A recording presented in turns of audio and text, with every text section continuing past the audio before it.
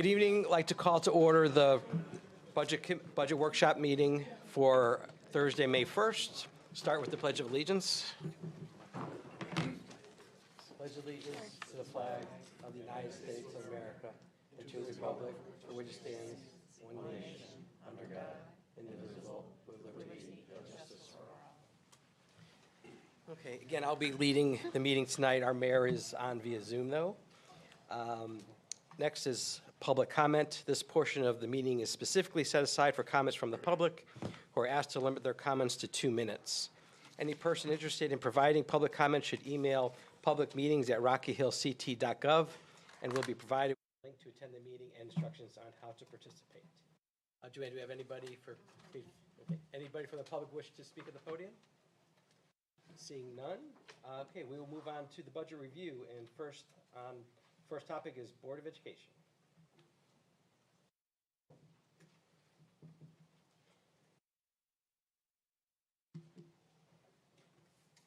Greetings, Madam Mayor, council members, Mr. Pertino, Mr. Sam, staff. The school system, school district in any town is one of the primary assets or concerns that when they're looking at a town and potentially moving into a town. It's not just the physical assets that house our number one asset, which is our children, and prepare them for life, but it's also made up of those physical assets that are shared with the residents, that are shared with through social organizations, through sporting organizations, and shared really by the whole community. It's imperative that these buildings be safe, healthy environments, most importantly for our children, but also for all of the residents of the town who do share in their use. Turning to the West Hill, obviously there's been talk about the West Hill roof. It's been on the radar of the board for a while, and priorities were somewhat reorganized for really the whole world during the pandemic. And so, with that, a lot of priorities turned towards air quality or towards HVAC, and our staff, the facilities manager, Ron, has done a fantastic job of monitoring the roof and maintaining the roof really throughout its the expiration of its useful life and to this day. He's essentially, though, playing whack-a-mole with that roof. A leak pops up, he finds it, he deals with it. Always in that process of primary concern is the safety of our students, making sure it's a healthy environment. So it's constantly tested, it's made sure to be safe for the students to be in there. However, it is beyond its useful use, and at this point, it's got to be replaced. To that end, we do have a design in the works. It's about 75% done. And that turns to my next point. So as you all know, last year we changed insurances within the district. We went from a partially funded insurance plan to or a partially self-funded insurance plan to a fully insured plan. So with a partially self-funded insurance plan, obviously the district had to keep, I don't want to say afloat, but had to keep a balance in that account to deal with any claims that were made, because we had to partially self-fund them. So we closed that out last year. After about a year, and once it's safe to close the account and all runoff claims are done, that account has been closed. And as you're all aware, we did send a letter indicating that $1.6 million that was in that account will be coming back to the town who handles the money of the town at the end of the year. In that letter, we indicated it would be coming back to the town, and we made a request that money be put into the capital non-recurring account, which goes towards our capital improvements, specifically with the suggestion that be used for the roof. I think that this is an appropriate use of that money. It is essentially found money at this time, and that roof is in disrepair beyond its useful use. And although we understand as a board that the money is the town's money, and ultimately the decision or the ultimate arbiter of where that money goes or what it's used for is left to the town council. But I do just want to reiterate the point that was made in that letter, that that money would be, in our opinion, best used for that roof. It's a real problem. It has to get done, and so I ask that you consider that request. Turning towards our budget, obviously we presented our budget to you all. We had our budget workshops. We went through them extensively. Unfortunately, with the way circumstances are, and due to circumstances that are really built into the operation of a school, just like the operation of a town, I know you guys struggle with it as a reality in your budget workshops as well. You know, we have increases. The primary drivers of those increases, as you've seen previously, and as Dr. Zito will get into more in depth during his presentation, are contractual increases, transportation increases, and special education increases. These are all increases that are monetizable or are real increases in the operational costs of the school. Much of the pressures on the board are the same as the council, and much of the pressures on the council are the same as the board. You know, we all have to comply with state law, and whether it's a municipality or a board of education, as those requirements or mandates, and some have heard the term unfunded mandates thrown out there, continue to accrue,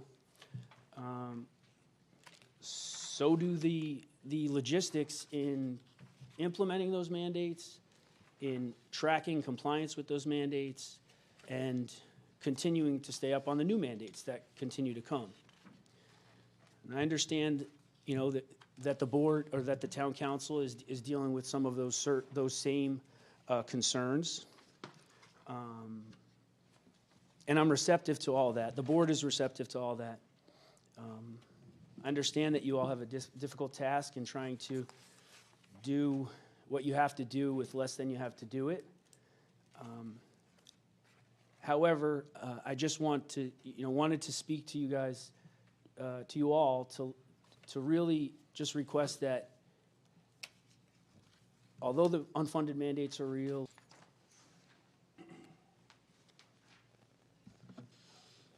Thank you, Mr. Slattery. I'm Mark Zito. I'm the superintendent of schools. Appreciate the opportunity to speak to the town council tonight. Mayor Murata, glad that you're with us, and happy to be here. I want to introduce some folks. I have our assistant superintendents here, Amy Stevenson, Human Resources, Pupil Personnel, Wendy Duran, Curriculum Instruction, Chuck Zettergren is our assistant superintendent for finance. Chuck is retiring, so this is his last budget meeting with the town council. Scott Nozick will be stepping into the role next year, currently principal at West Hill. And we have a couple other administrators here, John Foti and Ron LaMontagne handles our facilities. John's our high school principal.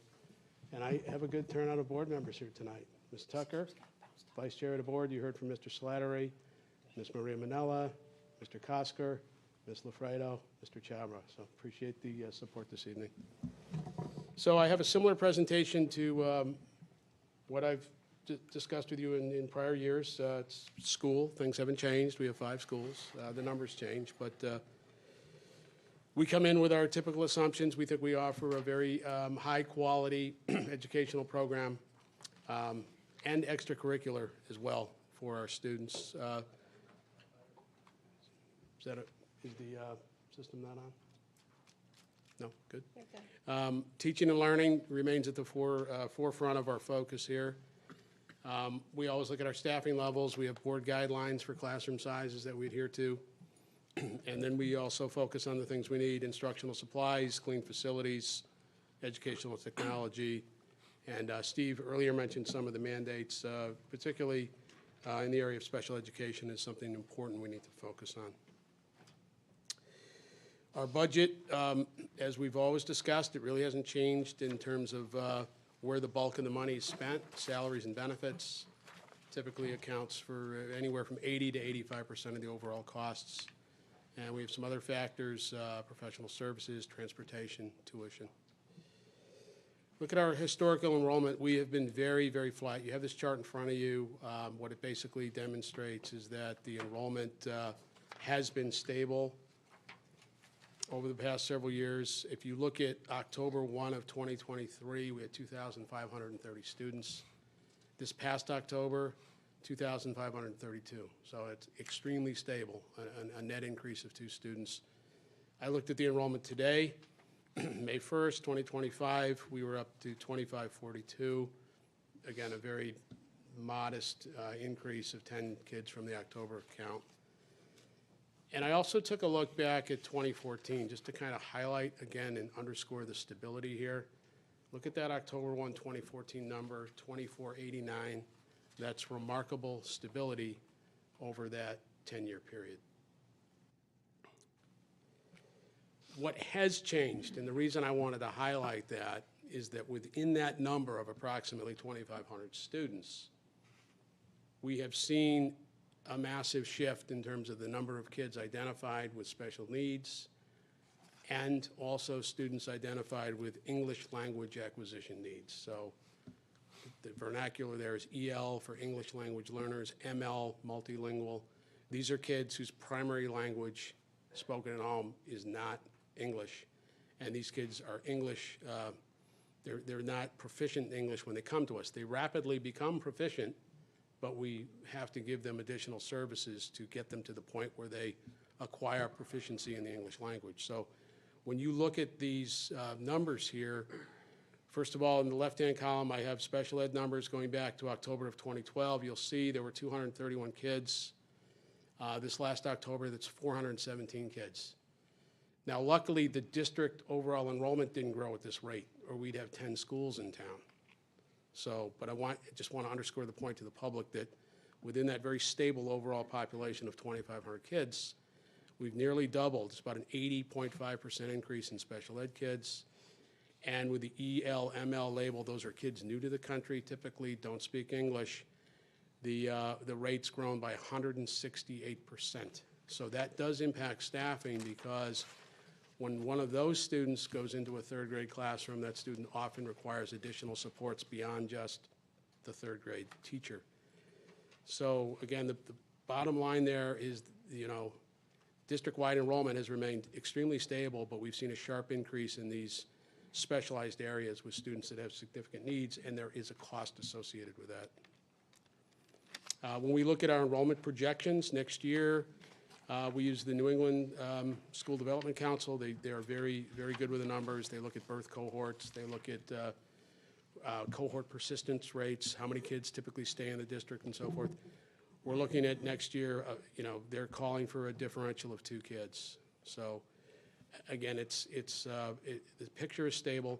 We do see a long-term trend here, potentially going down, over the next 10 years, maybe up to 400 kids. So over time, if that happens, we may see changes. But again, we've been very stable, and those, once you get 4 or 5 years out, it's kind of like a weather forecast, what's going to be like in 3 weeks. It's tough to tell.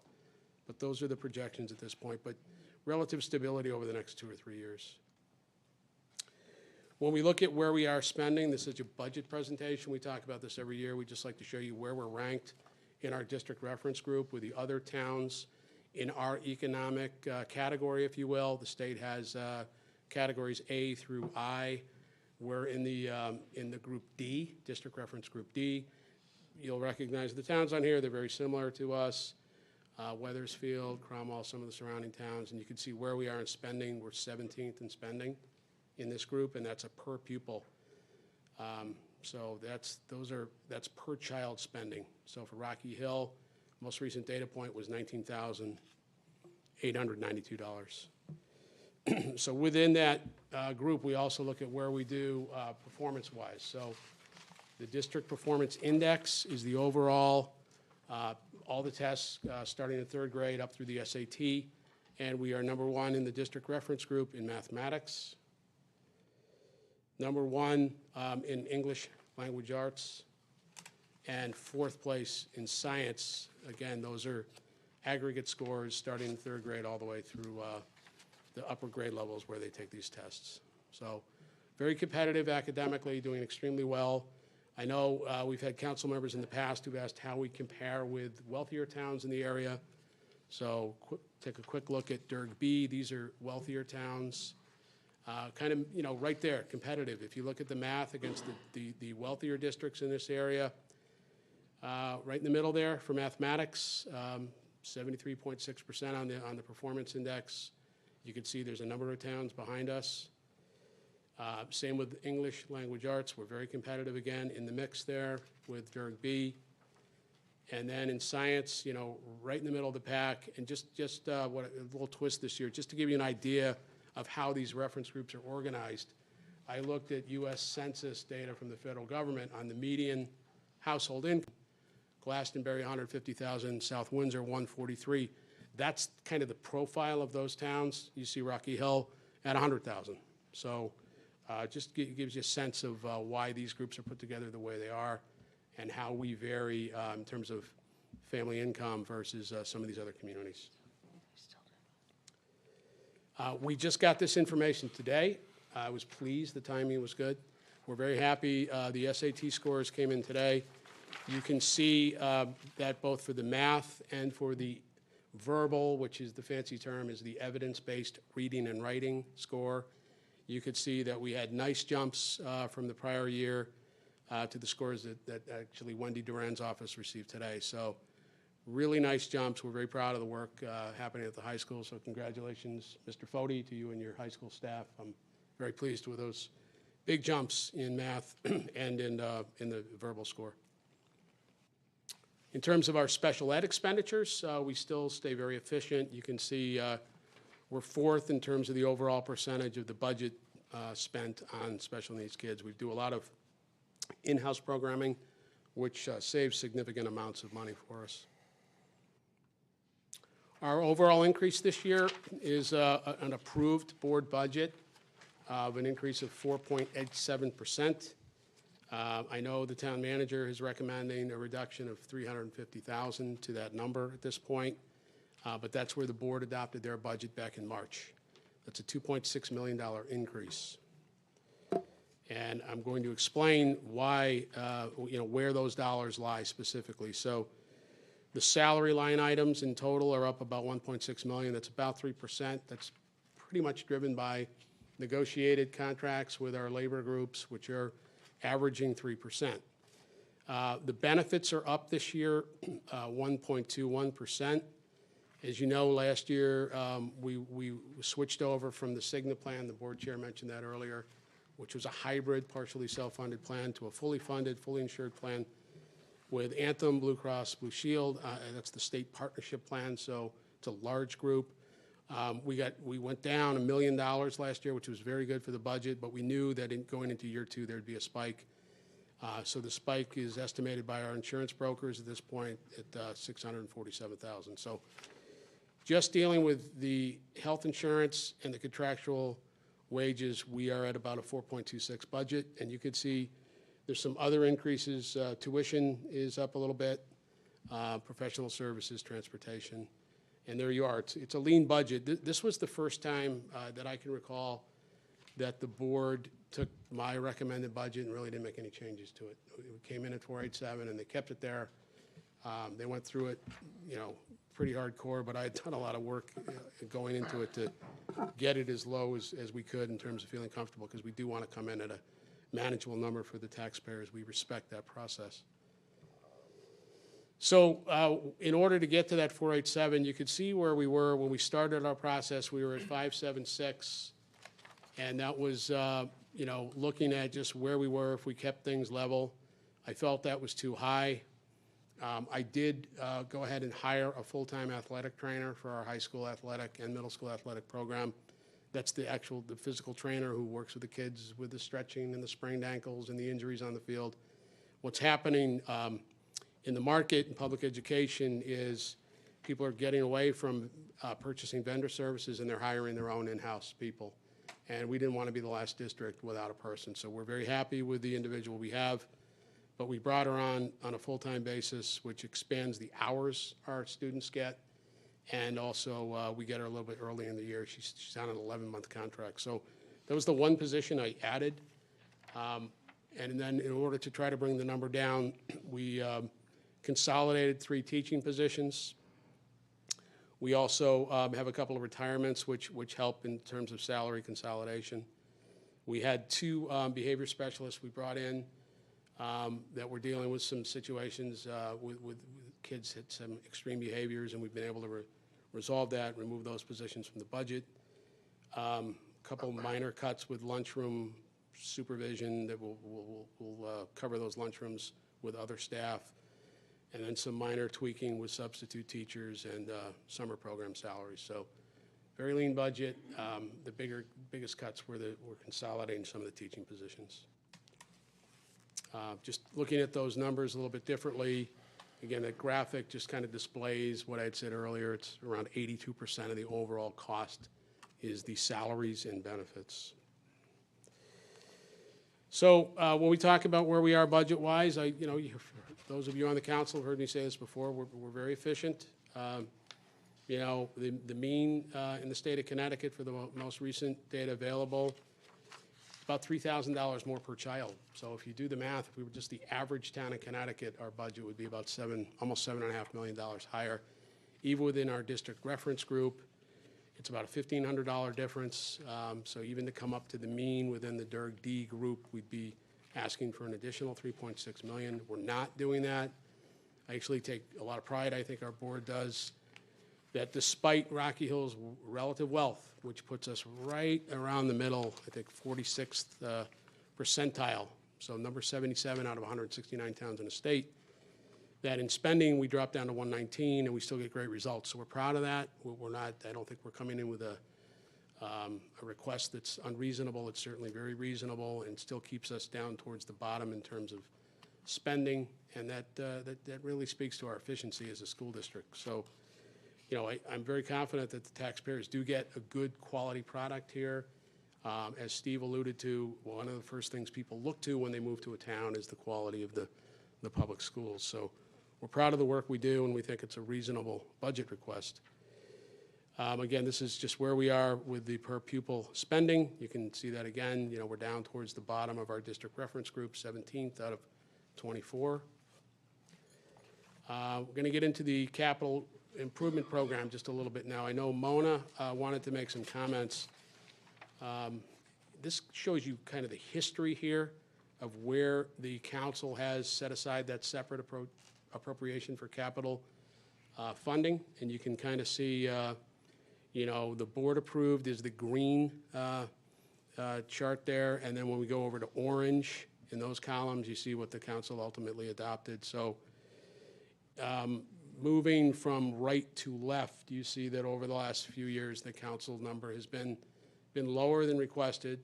In fairness, the council's done a great job about taking past surplus dollars and allowing the board to use them on capital projects. So I want to commend Mona McKim and Ray Carpentino, and prior to Ray, John Muir. The town has always had a very cooperative relationship with us in terms of funding the capital projects for Rocky Hill. So that is certainly appreciated. We have major projects coming down the pike. The West Hill roof at this point is, I think, actually 31 years old. We estimate that's about a $1.6 million project. We're partially through the upgrades with the HVAC system at Stevens.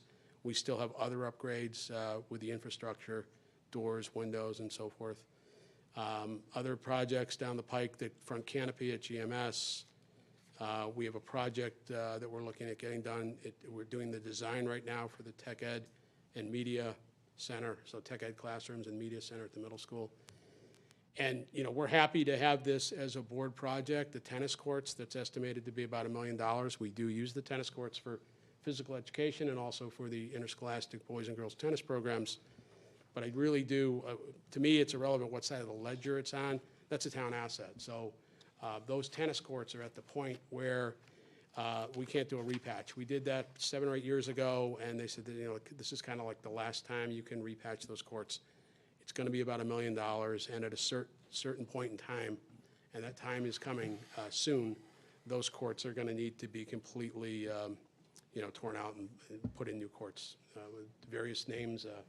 What are they called, Ron? Post-tension concrete courts. So at some point, that's going to have to get done. And that's really a council decision. The board would like it done. I understand but there's a lot of community use too, so it's something to think about. So why is the CIP important? Well, indoor air quality is a big issue. We've done a lot of work to improve energy efficiency and reduce energy costs. We want to maintain safe spaces. The leaks, Steve mentioned them earlier. I wrote a letter. The council has a copy of it. There was a lot of hyperbole in an online post that wasn't accurate, and I wanted to minimize that drama and get the facts out there. But there have been 11 roof leaks at West Hill in the last 2 years. The repairs have been about $8,000, not extensive, but that was a 20-year roof entering year 31. So at a certain point, when a 20-year roof is 10 years past its lifespan, we really need to have a serious conversation about getting that roof project done. Here was the approved CIP. I understand there was a conversation at the joint meeting that the mayor chairs a couple of weeks ago. I know Mr. Zettergren was there with Mr. LaMontagne, and there was a fairly robust conversation about maybe delaying the next phase of the HVAC equipment at Stevens to get the funding in place on July 1 for the roof, and to understand what needs to happen, just so that I think everybody in the council gets this, but anybody watching at home, we need to have the money in place on July 1 so that we can move forward with the resolutions at the council level and get state reimbursement on the project. The money has to be allocated and appropriated by the town. So if, speaking for the board, I think there's strong interest universally among the board members in getting that West Hill roof done. So I think it's certainly reasonable to have an informed conversation about taking that insurance surplus, moving it into the town's capital improvement budget for the school district, earmarking that $1.6 million for the roof so that we can then go ahead and file the paperwork with the state. We're about 75% done with the design right now. And what that would mean is we'd be ready to go on July 1 of 2026 to get that roof done. So it'd be one more school year with the current roof, Ron working his magic with the vendors to patch the leaks, and then the following year, starting construction as soon as school lets out and going for it. Obviously, bidding and all that stuff would have to take place. So we've done this before. It certainly can be done again. But that was our approved budget for next year at the board level for the CIP. And Mona, I know you wanted to speak before I went further in the presentation. Yes, I don't know if it'll interrupt if we drop yours and I bring a sheet up. I can wrap it up after you finish. I mean, I think this is a very important topic to highlight, and I just have some highlights I want to share about what the kids are doing. Okay. Raymond, if you could. Thank you.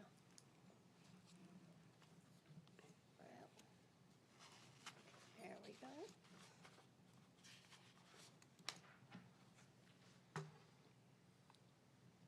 It's coming. Yeah, so just wanted to point out, as Dr. Zito had mentioned, we had our CIP meeting, and the capital improvement list that he had listed, we had looked at the West Hill roof. I'm looking at this here where the cursor is, to put the $1.6 million there and moving out the HVAC 2 years out. And what I really wanted to point out was this particular report shows the funding and how it flows into the 5-year capital plan. So if you look up here, this is the revenue we've proposed in the capital improvement for Board of Ed for this year, temporarily dropping it from $600,000 to $250,000. That's in recognition of the $1.6 million that's come through to non-reoccurring for the Board of Ed improvements. I've got an estimate in here. This would be any state grants reimbursement. Clearly, we don't get them the first year. It'd probably occur in the future years. But trying to show you what the revenue is and what the projects are. So clearly, if we got all of our money back from the state on the first year, there would be an excess. Timing, of course, will play in. But the important part is to point out that we still have this project coming up. And as you can see, over the future years, that we would be looking to fund more capital improvement projects for the Board of Ed, because it does go into the deficit situation. Again, assuming we went back to the same reserve level of 600,000. So I just wanted to point out that it looks, kind of good in the one-year isolation of a $1.6 million roof and a $1.6 million insurance coming forward into the fund, but they are the future projects, and I think you did a great job with that bar graph showing that the requests coming in and the funding don't always go hand in hand. Right. This is our opportunity to address, and actually not even to 100%, future projects in the 5-year plan. But the key, again, is the money has to be in place this July 1 to start the Correct. process for the state reimbursement to the town. Yes. Okay. Thank you. We'll let you go back and take your... All right. Appreciate those comments, Mona. Thank you very much. So just want to go over a couple highlights while we wrap up here, because at the end of the day, it's about student success in Rocky Hill, and it's really important to us. So we were recently informed that both West Hill School and Stevens School were designated by the State Department of Education as schools of distinction. It's based on high academic performance and high performance of the various subgroups that traditionally lag behind the mainstream population. So we're really, really proud of West Hill and Stevens. We have 2 high school kids who are on Team Connecticut, and they're going to be representing the state at the national math competition at Penn State. Those kids are extremely intelligent math students. They do an outstanding job, and we're very, very motivated. We have a great math team at our high school. Marching band continues to do very well. Again, first place in 2 regional competitions. We're really proud of the marching band. Also chorus, not on the slides, but a number of students are all-state chorus singers, and we're proud of those kids. Marching band also had an opportunity to go to New England this year and place 6th, and a great experience for the kids. They went to the national finals at MetLife Stadium, where the Giants and Jets play, and they came in 12th in the nation. So great performance. The marching band is actually up to about 60 kids. It's the largest number I've seen in the 14 years. I'm going into year 14 here, and we're proud of those numbers with the marching band. Math team, again, was 3rd in the region, and we were ranked as the #2 small public high school at the Connecticut State competition this year. So great job by the math team. Last year we had 11 students qualify for the Seal of Biliteracy. So that's a high school diploma that's issued with proficiency in a second language. We don't have our results yet. The kids actually took the test recently. 34 kids took the test. Results are pending. We hope to find out shortly, but we're optimistic we're going to exceed that number of 11 from last year. Dream Cafe. I know there's been a lot of interest. Councilor Thoreau is a regular at the Dream Cafe. See the smile on her face over there. This has been a hugely successful project. Brian Dillon had this idea years ago. He approached Amy Stevenson and me. Amy kind of took it and ran with it. The entire board gets a lot of credit for supporting this. This year, this is a program where students with disabilities are largely running the operation. It's a coffee shop, basically, lunch, breakfast and lunch. We do some catering. They do lunches in the schools. And with part-time hours and kind of a small coffee shop, we've generated almost $42,000 in revenue this year. So we were able to reduce the budget line in the board because we had budgeted $50,000 the prior year for consumables. So obviously we're paying the staff, that's part of the budget, but in terms of the food that we purchase, the beverages, consumable supplies, napkins, paper plates and so forth, all that stuff that's going on there is basically self-funded through the revenue coming in. So we're very proud that little operation, which is really an educational center for those kids, is doing a great job in terms of covering costs. So it's real highlight for us. And also, along with the theme of special education, this year our middle school was one of only 5 schools in the state to get the national banners.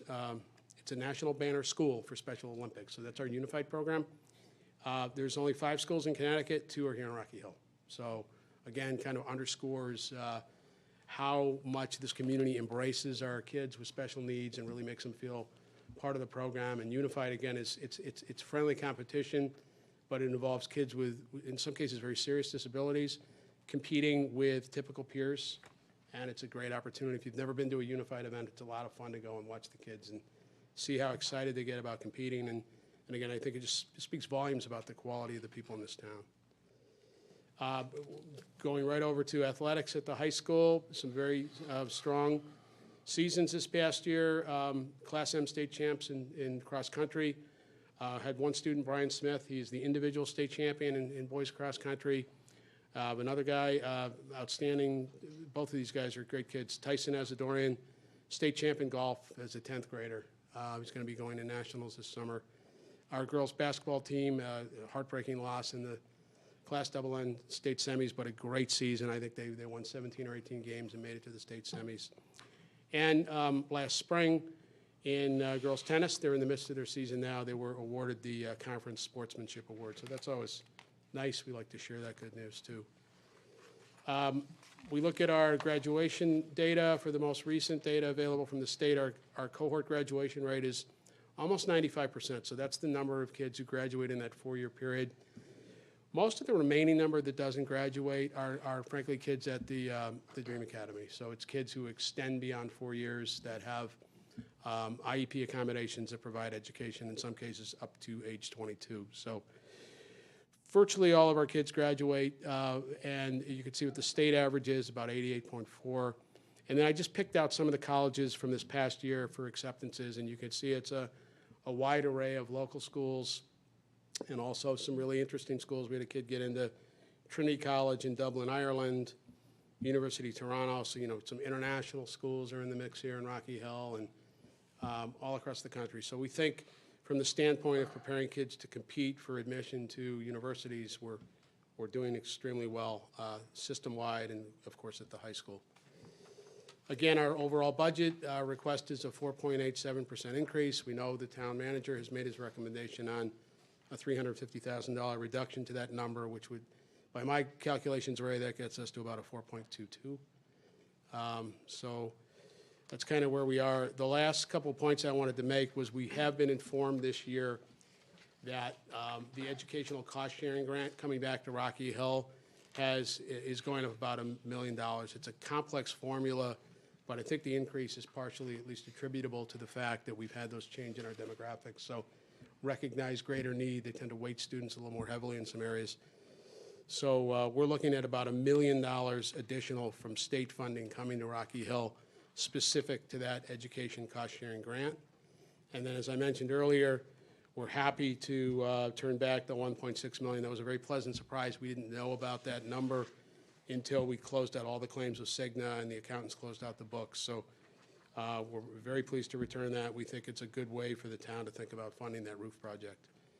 So at the end of the day, I think Rocky Hill continues to offer a very high-quality school district to the taxpayers and residents here, and we're providing kids an opportunity to be very successful in life with the educational programs here, and we think we do it at a cost that's very respectful to the needs and desires of the taxpayers here in Connecticut and here in Rocky Hill. So thank you for your time, and we're happy to answer any questions. Thank you, Dr. Zito. So that $1 million or so increase in the state ECS money, was that factored into your budget in terms of your ask from the town? No, that is an appropriation that goes to the town side, not to us. Okay. So the money I don't believe the money is legally earmarked for education, but it is earmarked. I think the intent of the legislature is that they understand towns bear a burden for education, so they provide some level of support to the town for its overall revenue stream. Okay. And my other question is with respect to the $1.6 million to be reallocated from the insurance savings to the roof project at West Hill. Is your hope and expectation that may, depending upon the funding that you get for capital through this process, are you hoping to accelerate the timeline then for the work at Stevens? The HVAC work at Stevens, what we talked about was flipping it. So the HVAC work is targeted currently in the plan for this fiscal year. We would push it off 1 year and put the roof as the priority. Okay. Okay, so but this $1.6 million that wasn't foreseen, that is now being transferred, is being made available for the roof project. that doesn't have any bearing on the timing then? No, because my Spillover understanding, well, effect? no, because my understanding is the conversation with the Capital Improvement Committee has been that if that 1.6 comes in, pick a project, but the roof is the pressing project. Initially, the plan was the HVAC, but with that money coming in, but I don't think you're going to fund both. If you, we'll love it if you want to fund both projects. I don't think that's going to happen. So, Mona, if you want to add to that, that's Yeah, fine. I and know it- in the board's approved plan, we did have the HVAC work.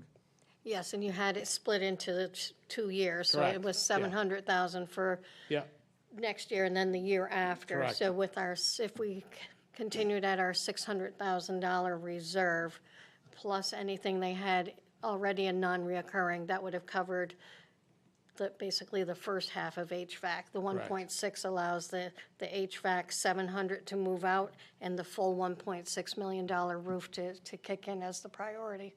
So it, I guess in a sense, it allows you to let that be the priority rather Right. than having That's us right. splitting it in half. yeah, Okay, thank you. yes, sir. Just a quick follow-up on that. When was the HVAC for Stevens first brought up? Because I thought this was brought up a while So back. it's been, Ron, do you want to talk about, you've been handling the day-to-day. This has been going on, I mean, we've been working in phases on this HVAC project. I want to say at least 3 years, Ron? Yeah. So we're in the midst of phase 2. Because at the time, the decision, I believe collectively, was not to go to referendum on this, but to try to fund it through a phased-in approach through the capital improvement plan. So about 3 years. Okay.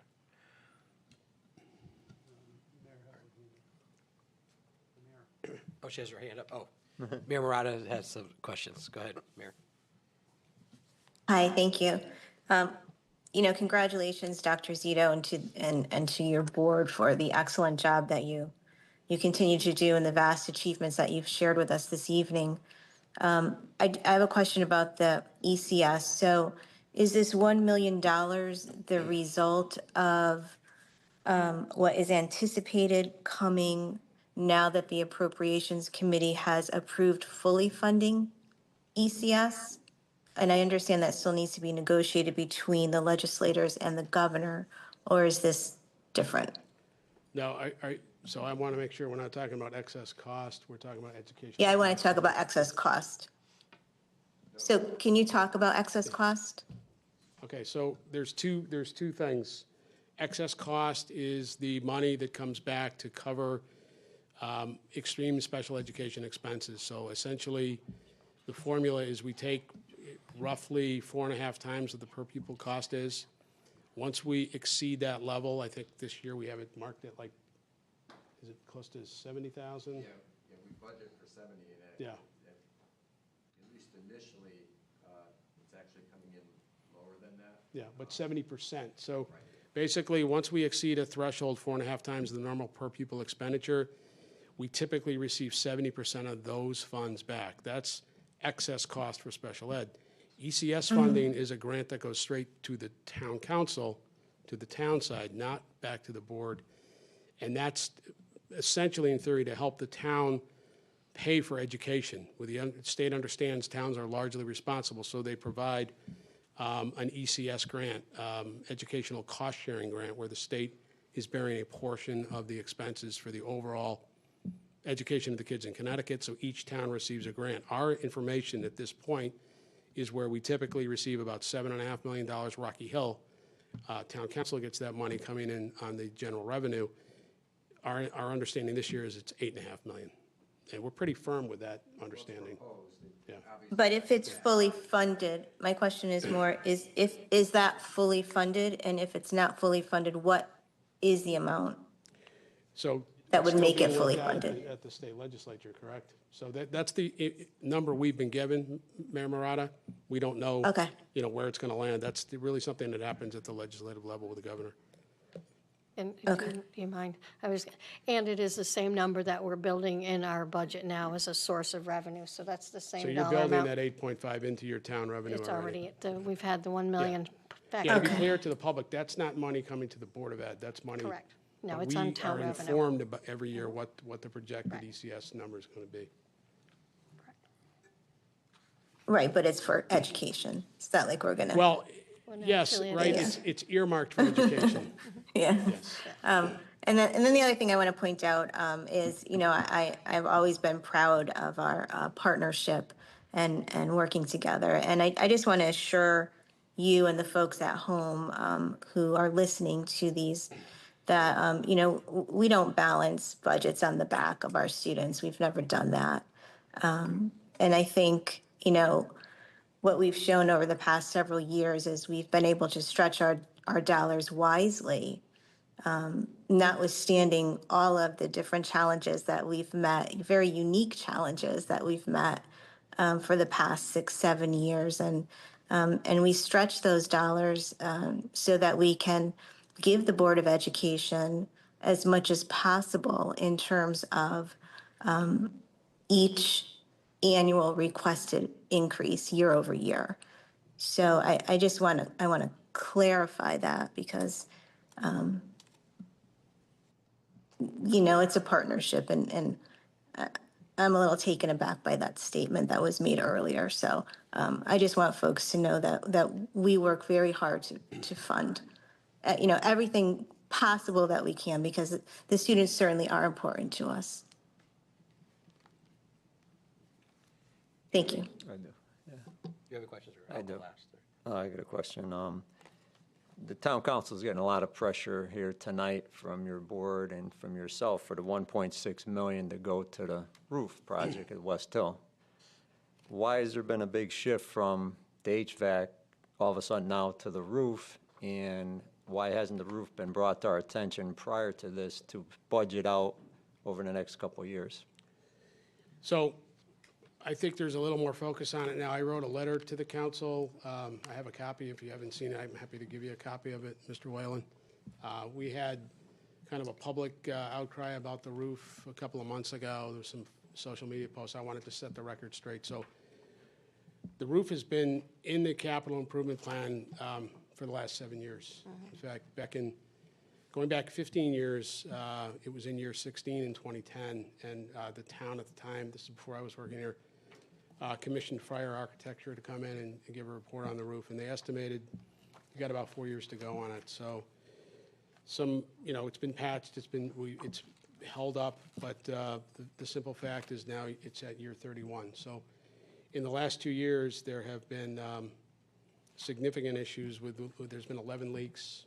We've done 11 repairs, nothing crazy, $8,000 or $9,000 total in repairs. But I think that's part of it, that we're just at this point where it's getting more public attention. We're in year 31 on a 20-year roof. So, the money's coming in. And the other trick to this is the funding has to be in place. So unlike, some of these other projects where we're not applying for state reimbursement, where if you give us a portion of what we're asking for, maybe like with the HVAC, we're doing some work piecemeal. The roof is a one-shot deal, basically, and the funding has to be in place. So you understand the concept there. The 1.6 million has to be in place, appropriated by the town, before we can start the process applying for state grant funding. Does that make sense?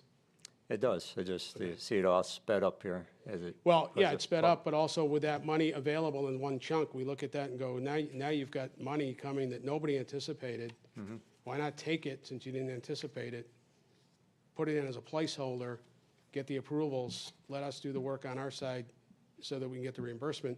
And I think the reimbursement on that project is around 42% of state dollars coming back on the net project to the town. So at the end of the day, the state typically covers, for us anyway, it's different for each town, about 40% of the cost. Do you think that 1.6 will be total price of the roof? Do you want to speak to that, Ron?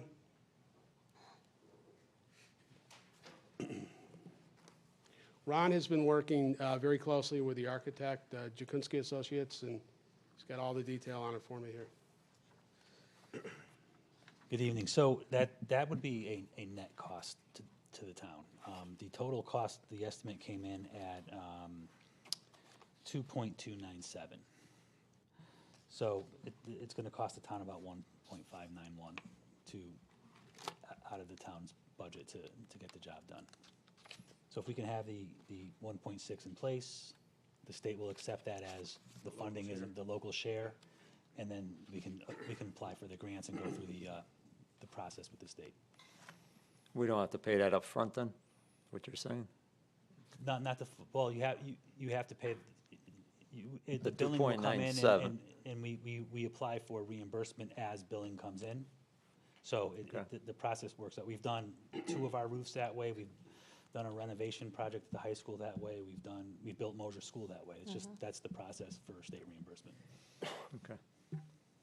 Thanks. So before I get to, I had a few questions.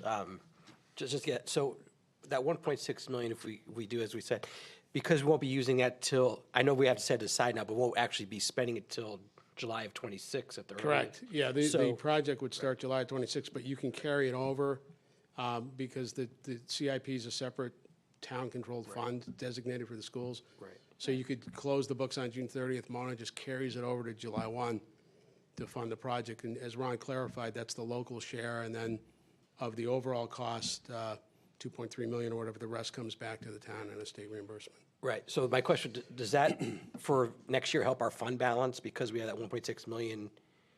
No, it's going to help the non-reoccurring fund, and I'm going to kind of piggyback on.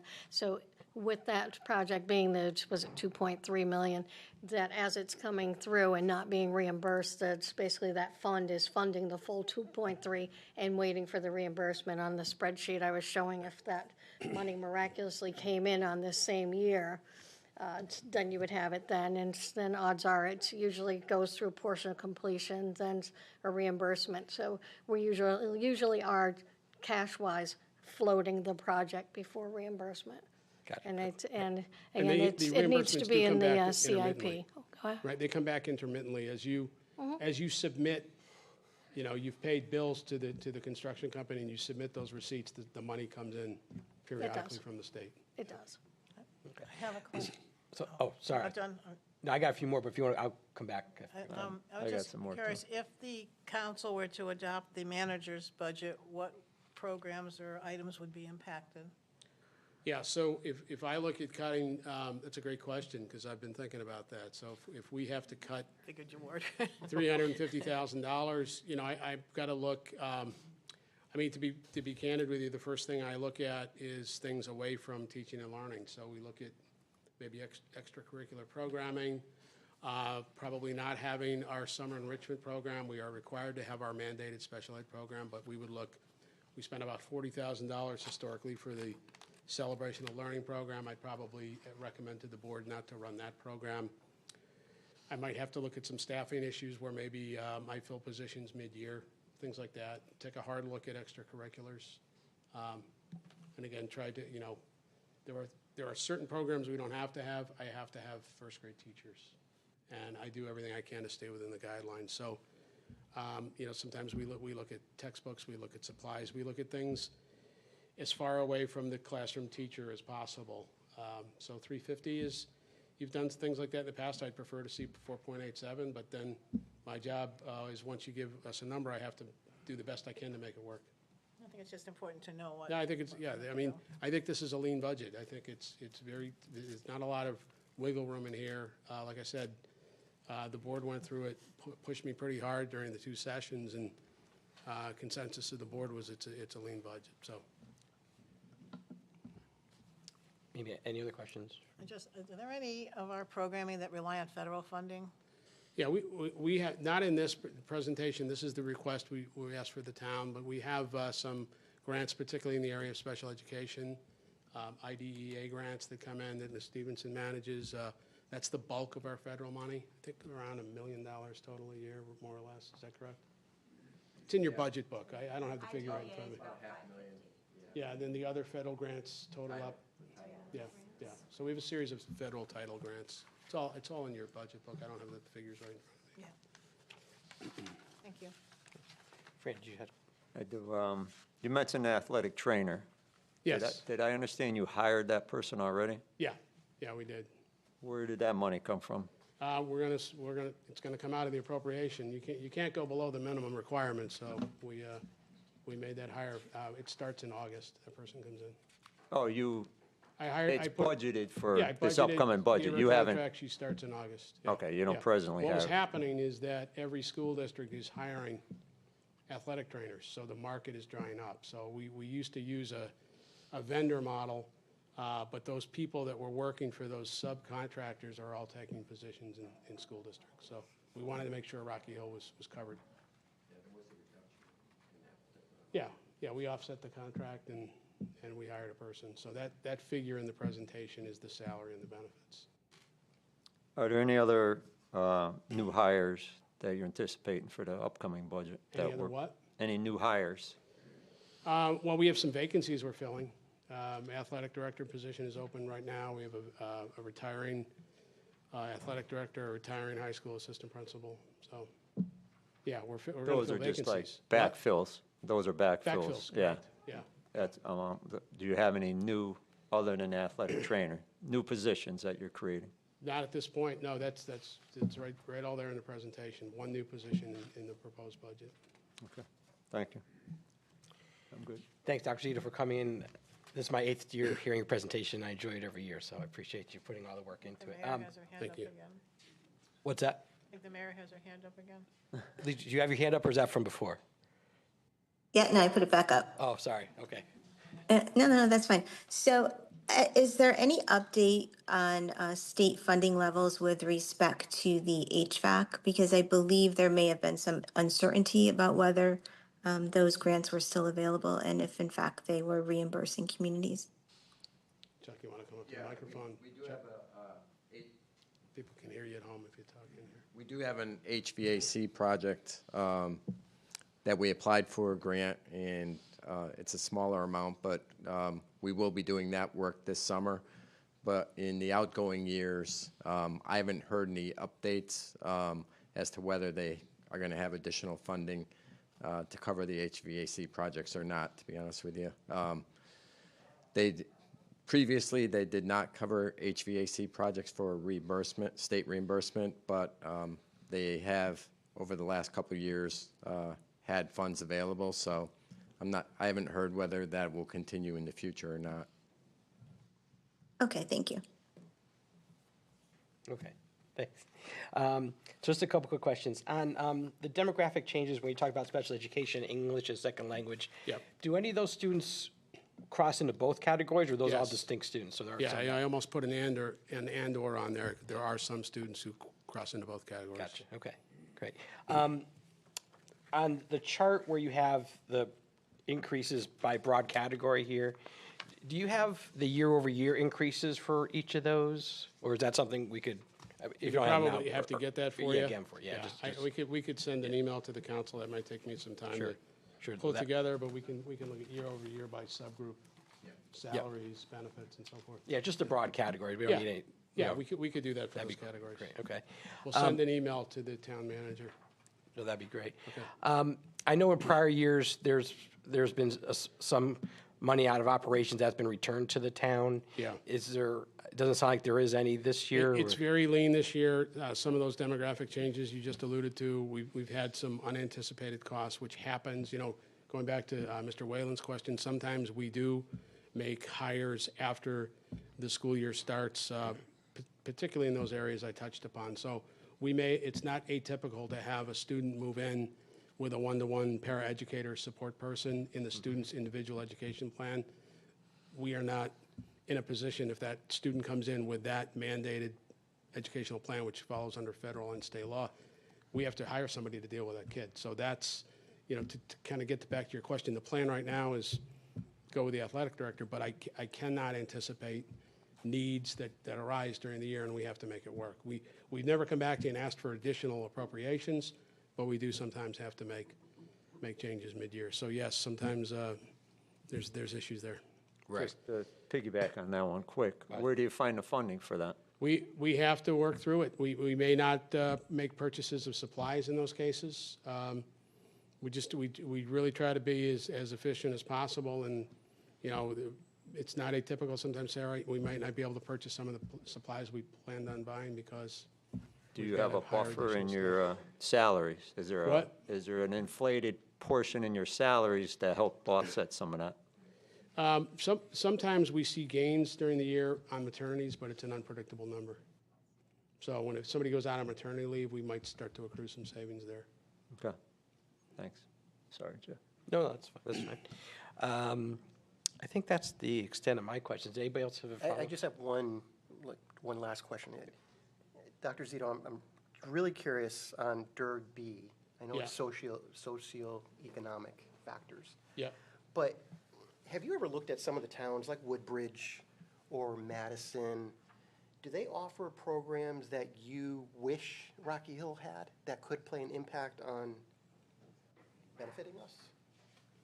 That's a great question. I mean, I can tell you right now, Mr. Rand is looking at some things going on in Glastonbury, particularly with mathematics and how they're doing intervention at the middle school level. So we are kind of curious about what some of these other towns do. I'm not sure it would cost any more money, but we're always interested in practices in these high-performing districts. I don't know if either one of you ladies want to speak to that. I know you've got some contacts in Glastonbury, and we're kind of looking at that. Yeah, we've been looking at some things from Glastonbury, also South Windsor. We've been talking to, and just finding out what other districts have for programming and how they're meeting the needs of their students. South Windsor has a very similar demographic profile as Rocky Hill, so it's a good place for us to look to see if we're in line. In terms of what you're saying, you manage the budget efficiently. Are there some areas where you had to scale back, like field trips or extracurricular activities or anything like that? I don't really think so. I think we're comfortable with the budget we bring to you. I personally take some pride in keeping it efficient and keeping the numbers what I consider to be reasonable. I'm a taxpayer as well. I understand the burden of being a taxpayer, and I respect it. So I think we offer a good product at a good cost, and overall, I think we do a good job. I think we have looked, I know Amy's done some studies, I think administratively, we are a little light, but we make it work, meaning I think you'll find similar districts that might have more assistant principals in schools and things like that. We don't have that here, but we make it work with the existing resources. We have a great team, leadership-wise, I think, throughout the schools. So that would be one area where I know we are a little bit light, but I think that's, from a spending standpoint, that's probably a good thing if you're a taxpayer. Okay, thank you very much. I appreciate all your Thank work. you. Okay, any other questions? Great. Well, thank you, Dr. Zito, and to sir. your team for coming tonight. Appreciate the Appreciate that, information. sir. Mayor, thank you.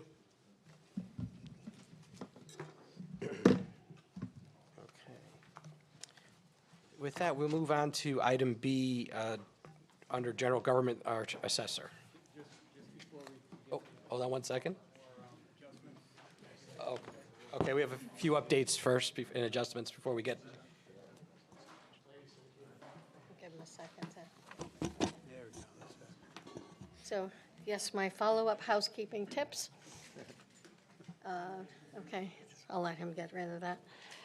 So conversation at the last session about the ambulance, and I'm going to have to terribly apologize, and I'm happy you brought that to our attention because that line item included the total contract for the ambulance for that year. It did not show the Rocky Hill portion. So that figure that was showing the 210,000 is actually 126. So we're actually identifying an $84,000 decrease in what our proposed was. So our proposed included the total, not just the town portion. So they pay the 84? Correct. The ambulance? Yes, yes. And we had conversation, I think, at the meeting before about central fees, where we get the credit from our bank. So I wanted to point out that following up with them, that they are pretty sure based on our activity, again, those are if we do enough electronic payments and where we are today, that we should anticipate that credit for next year as well. So we're willing to recommend that that central fee line is decreased by $25,000 for the next year. So we received this year, $28,000, the year prior, $25,000, so I'm going to say on the low side, we'll say $25,000. And I think in the actual page, that showed as a dollar amount expended in our upload, our negatives, which showed that there was a credit, doesn't appear, so.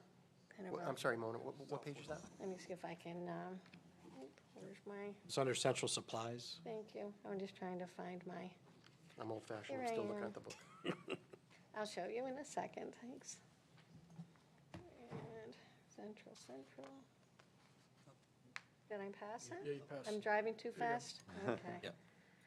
All right, let me point out, so, on this for fees, this is actually a credit of 17,000 as of the timing of this book. I think our actual expenditures have exceeded that. We're probably at a positive, but just to point out that this was a credit in the prior year, which allowed us to have an encumbrance and do this new personnel piece for ClearGov. But there, right here, in this current year, we received a $28,000 credit to apply to our fees. So what I'm stating is that we would like to, we can recommend that there can be a, so we could do the decrease and have, you know, if we want to put in, I know $500 would be kind of minimal, but there is a credit coming. So we're going to take 25 grand out of Would that. recommend that, yes. Okay. Gotcha. So what's the 2025 projection then? Right here it says 40,500.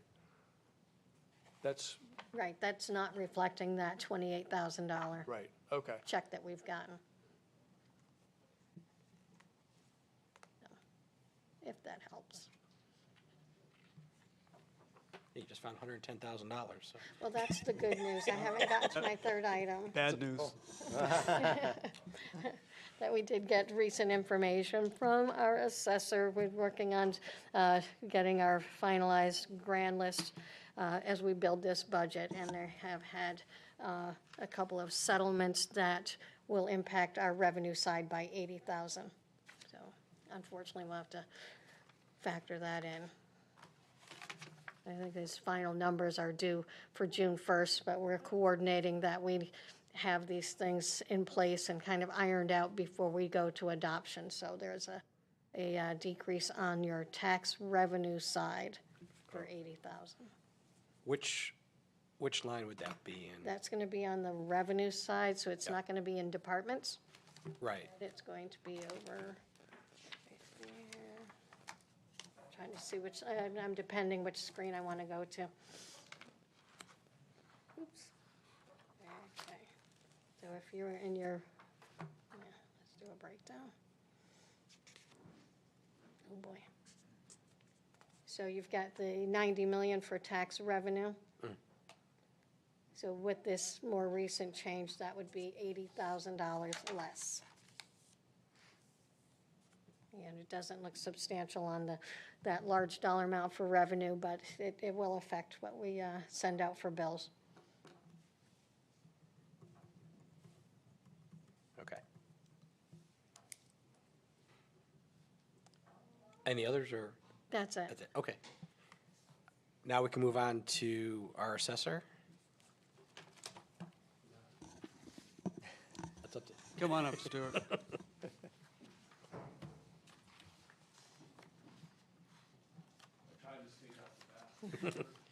We have officers all over this building now. You can't get away. That's why I said I tried. Just initially, if we can breeze through your, just an analysis of your last year's goals. You know, how you've met or not met or managed those. Okay, all right. My goal number one is the annual revaluation. It didn't get by this governing body, so it was not met. My intent to get the designation and the certification of excellence in assessment administration, I fell short.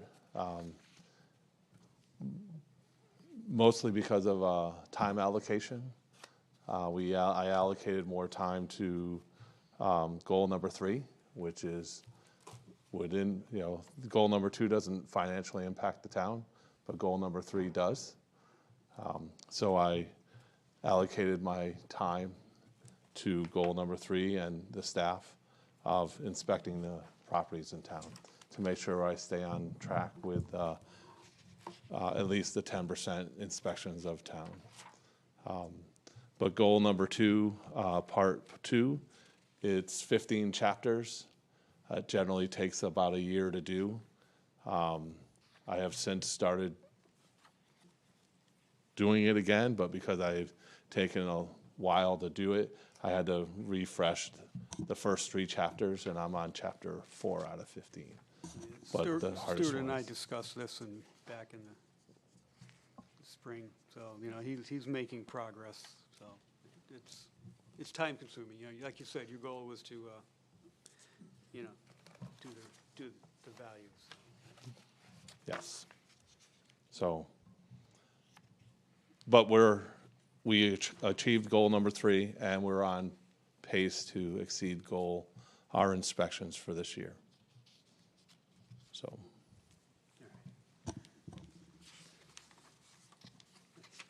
So let's turn, I don't have a page number. I don't have a page number for this, but it's the expense sheet.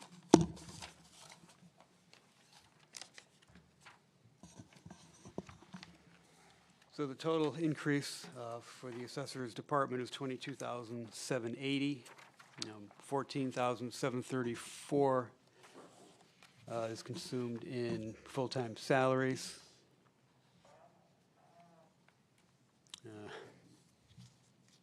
There is a $10,800 increase in technology software, which really is for the GIS, the Esri, you know, the mapping systems that you find in the assessor's office that you can use online and what have you. That's the software. $2,800. There's a $2,800. Well, you know, I keep getting caught by the photocopier and the phones. I'm sorry about that. And the rest, office supplies, technical supplies. There are no increases in any of those line items. Any questions? I have one, I have a couple. But you do a satellite program, taking pictures of everybody's houses. How often do you do that? we take a picture of everybody's house when we visit the property for the inspection. Is that for reval? It's for, the state requires us to have one updated every 10 years. So as we visit the property, we take a picture, as opposed to hiring a company to come and do all the pictures at once. Was this a satellite image? That's Oh, maybe that's what our oblique imagery, I'm Eagle referring View? to. Yes. We have that as well, which helps us do some of discovery on assessment. How often you do that? That's an annual flight, and they actually just flew over a week or so ago. Do you know, where's that in your budget, or how much does it cost a year? Hold on a second, I'll tell you. Technology software? That's I in think the- it's technology software, Right. Do you know how much and it's, portion of that is? oh, hold on, oh, wait a minute. That'd be like, was that the 13? It's 27,000. It's the pictometry support services. Pictometry. Yeah. 25,701, that's what it is. Is that something that's needed every year? I mean, are you looking at every photo of everybody's residence every year? This technology gives us, it indicates what properties have changed. Oh, the technology will tell you that. Yes. Okay. So we look at every change through this software. It actually pays for itself. And then a lot of the other departments use it, like zoning, wetlands, zoning enforcement officer. So it isn't just it's in my budget, but it's used by multiple offices. The community development uses it very frequently for their engineering and. Yeah. Do you And think it- that's a necessity every year? Could we do it every other year? In the past, we did it every other year. Okay. But we have found that things change, and they're, people do a lot of things, especially without permits and stuff for our office. And we're doing it every year now, and it still pays for itself. You know, for all the things we discover, the revenue side more than compensates for what the expense is. There was the auditing services. It seemed like we're not even using it, but we keep budgeting 10,000 a year. What's the auditing for? We audit business personal property, and again, I don't have the revenue side, but generally we get approximately $8 for every dollar we spend. It's just on a revenue side. 2024, we didn't do it, I guess. What's the zero? Do you see that? I believe, yes, and keep in mind that when we print the adopted for that, it's probably like around May, so he's usually doing it at year end. And then you'll see now, it's still a zero, and it's usually a May, June activity that's. Right, we currently have like 40 accounts out being audited right now, and we're waiting on the results. All right, so then you So- get charged then. We'll be paying them shortly, but the revenue side will be coming in later. Okay. But to Fran's point, fiscal year '24 says 0. Correct. Is that accurate? Did we budget something that year, or we didn't even budget for it? Do you know? Did you do 23, 24? We did, Okay. but I think we held it over to the next year. Yeah, we have. Oh, so you paid the following fiscal year. Yes. Okay. Your support services, do you have an actual number right now, Mona, for that? I mean, it's significantly different than what's budgeted. It is, sorry, I changed my page. I don't have Okay. it with me. I'm sorry. Thought I had it. No. I Don't think have it? No, I don't have that page with me. You don't have the training then either, then probably. On that same line area, it's significantly lower than what's budgeted. Just trying to see, are we over budgeting some of Right. these areas? The majority of my budget is contractually obligated. So like the Eagle View, we have a contract with them to I fly. found it.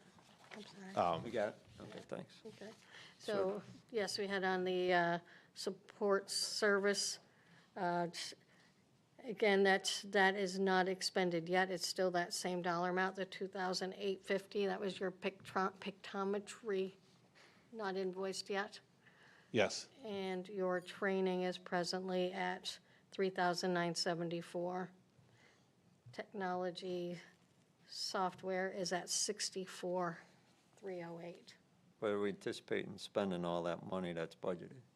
The 9,500, you mean? For the software is actually over expended.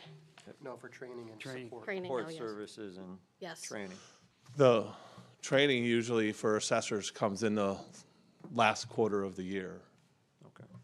You know, usually it's between next week and the second week of June, Okay. typically. And I have 2 new staff members who will be attending training in the next 4 weeks. Are you required to have like CE credits? every Yes, we're required to. And my newest employee is required to achieve a certification in a specific time period. So he has to go to the training to get the classes required. Is that the IAAO course? That's one of them, yeah. Thank you. That's all. So did you say you anticipate support services to hit their number? Or, That has not changed, that was the pictometry, I think, is not either But I mean, invoiced or, it hasn't been invoiced yet, I haven't had it right, but invoiced. I'm just saying, between now and June 30th, do you anticipate hitting the 25+ grand number? Yes. Because they don't invoice us until after the flight, and it just happened a week ago, week and a half ago.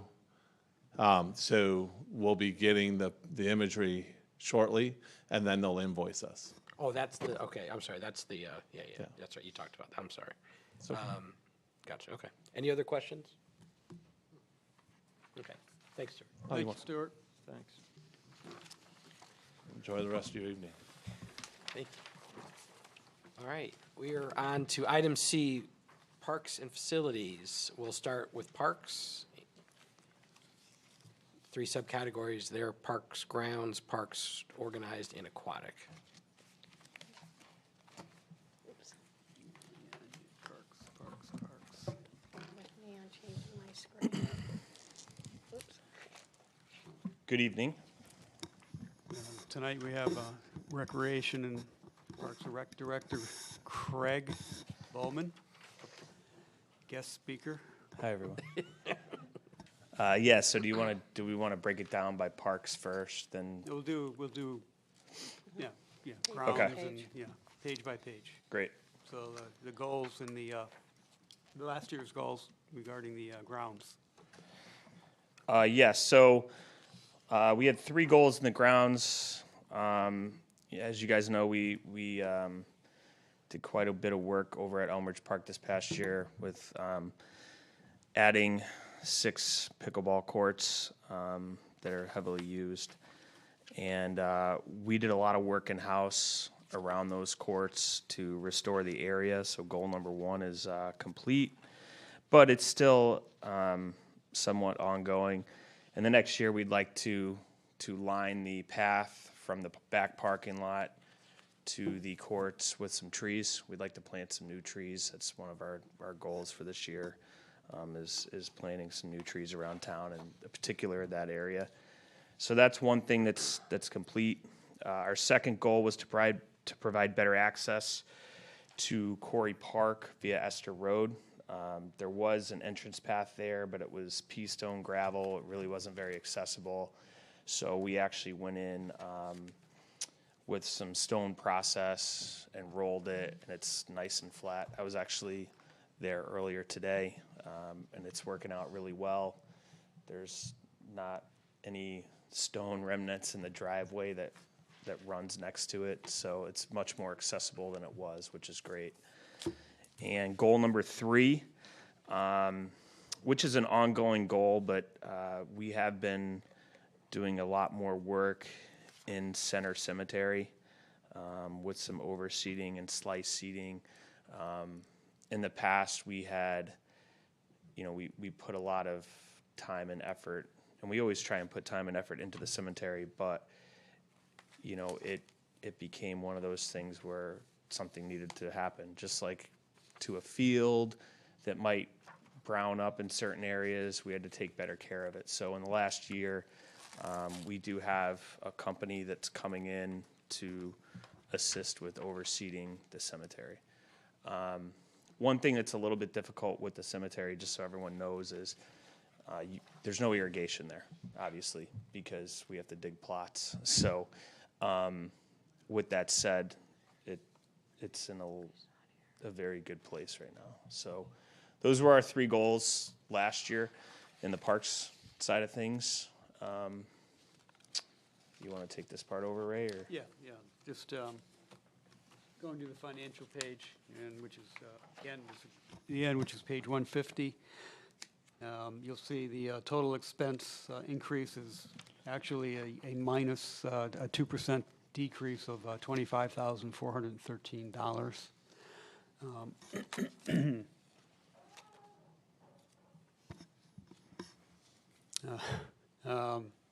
Full-time salaries consists of $27,000, almost $28,000, with 3.6% increase.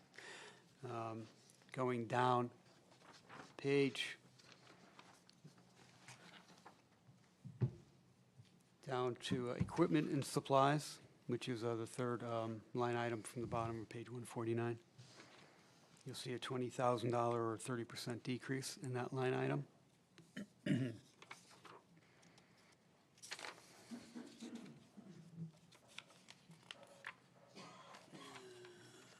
What was that from, Ray? That was equipment and supplies. No, I mean, why the decrease? Was it anything particular? That was the, we had, that was the zero. Yeah, reduced so in mower, that was 5615 deleted. last year, Yeah. we purchased a new zero-turn Yeah. mower because it was actually less than what was allowed in the capital equipment request, because it's 25,000 or over. The zero-turn was 20, so we had put it in our 5615 account last year, and this year we didn't need that, so we pulled it back out of there.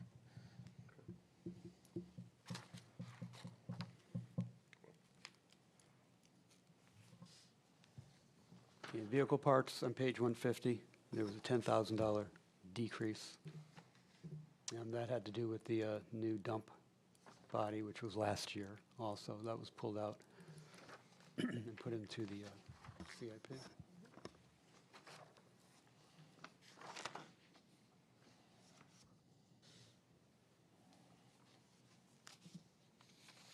And then we have an 18% decrease in grounds improvements, which accounts for a $10,000 decrease.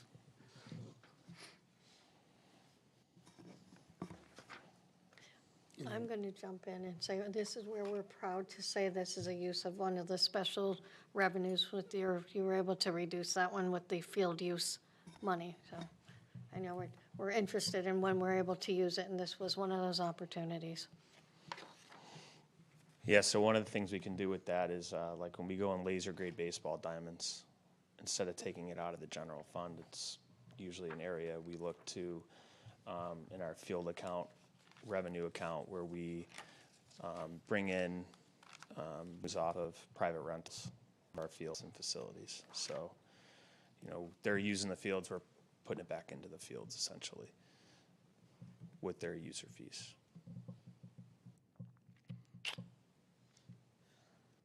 And we were also able to pull back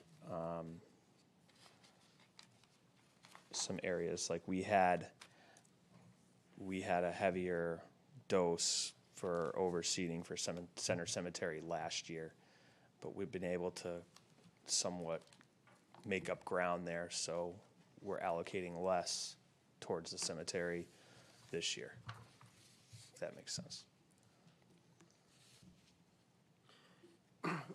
Questions? Yeah, I just got a question from Mona.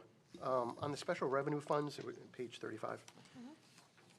22-23 parks had 59,000, and then 24-25 year to date, it's over 400,000. What's the jump for? I think they've been consistently at that, and I'm sorry if I'm going to open it and see where we're looking at. 223. Includes, what's DECD? All right, which line are you looking at for? It's on page 35. If you go down on the revenue side, probably 3/4 of the way down. Parks grants, including DECD. Oh, that was actually just a, that was, oh, help me with that one. Was that an additional grant?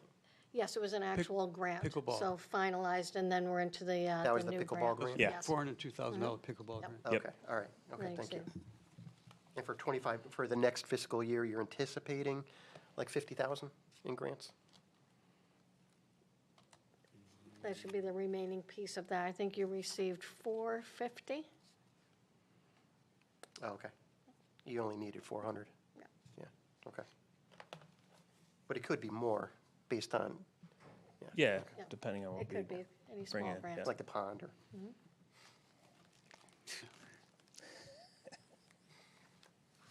I'll look, Craig, I'll look. We try. Any other questions? Otherwise, we can move on to Parks Organized. It's got a athletic court repairs. We haven't been using that, but we keep budgeting for it. What's that for? So we have, so that's for, In the past, we had it for if we had any repairs that needed to be done at Maxwell, or at a tennis court, or at our Maxwell deck hockey court, which we've now replaced. We also purchased net posts out of there, new nets, so sometimes we don't use that. And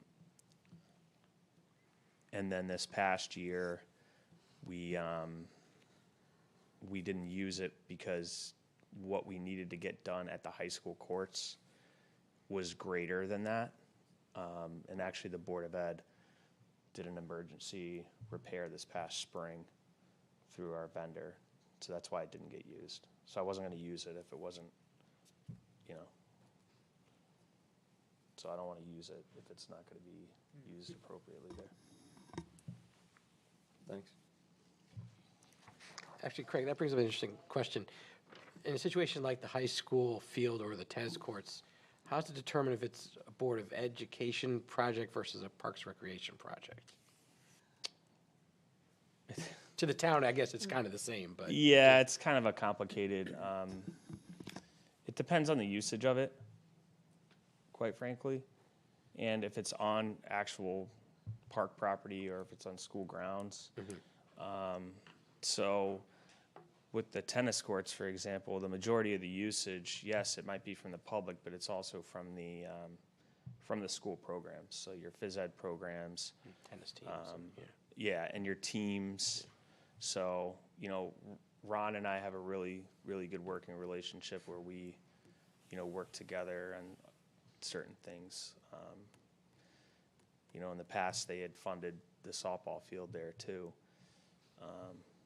But prior to me being here, we had done the turf because it's more shared space. So that's kind of the answer to that. Well, then like a softball field gets even more complicated, because then you have the softball teams that aren't part of the Parks and Rec and aren't part of the high school, so it's. But most of that field's used pretty much primarily by the high school. Oh, it is, okay. Yeah. 'Cause there was a time that it was used by others, but that's. Yes. I'm dating myself, I guess. Been around a while, huh? Evidently. Great. Any other questions? Should we move on to the next subsection? Okay. Parks organized. Organized activities, I guess it's the actual. All right, so. You had 3 goals there, too. Yep. Increase Summerscape total attendance. Yep. So goal number 1, we did increase our total attendance at Summerscape last summer, really with an emphasis on our teen camp enrollment. We had seen some declines over the years, and we really pumped that out last year. We actually increased that attendance by 20% throughout the summer. So that program was jamming every week for 7 weeks.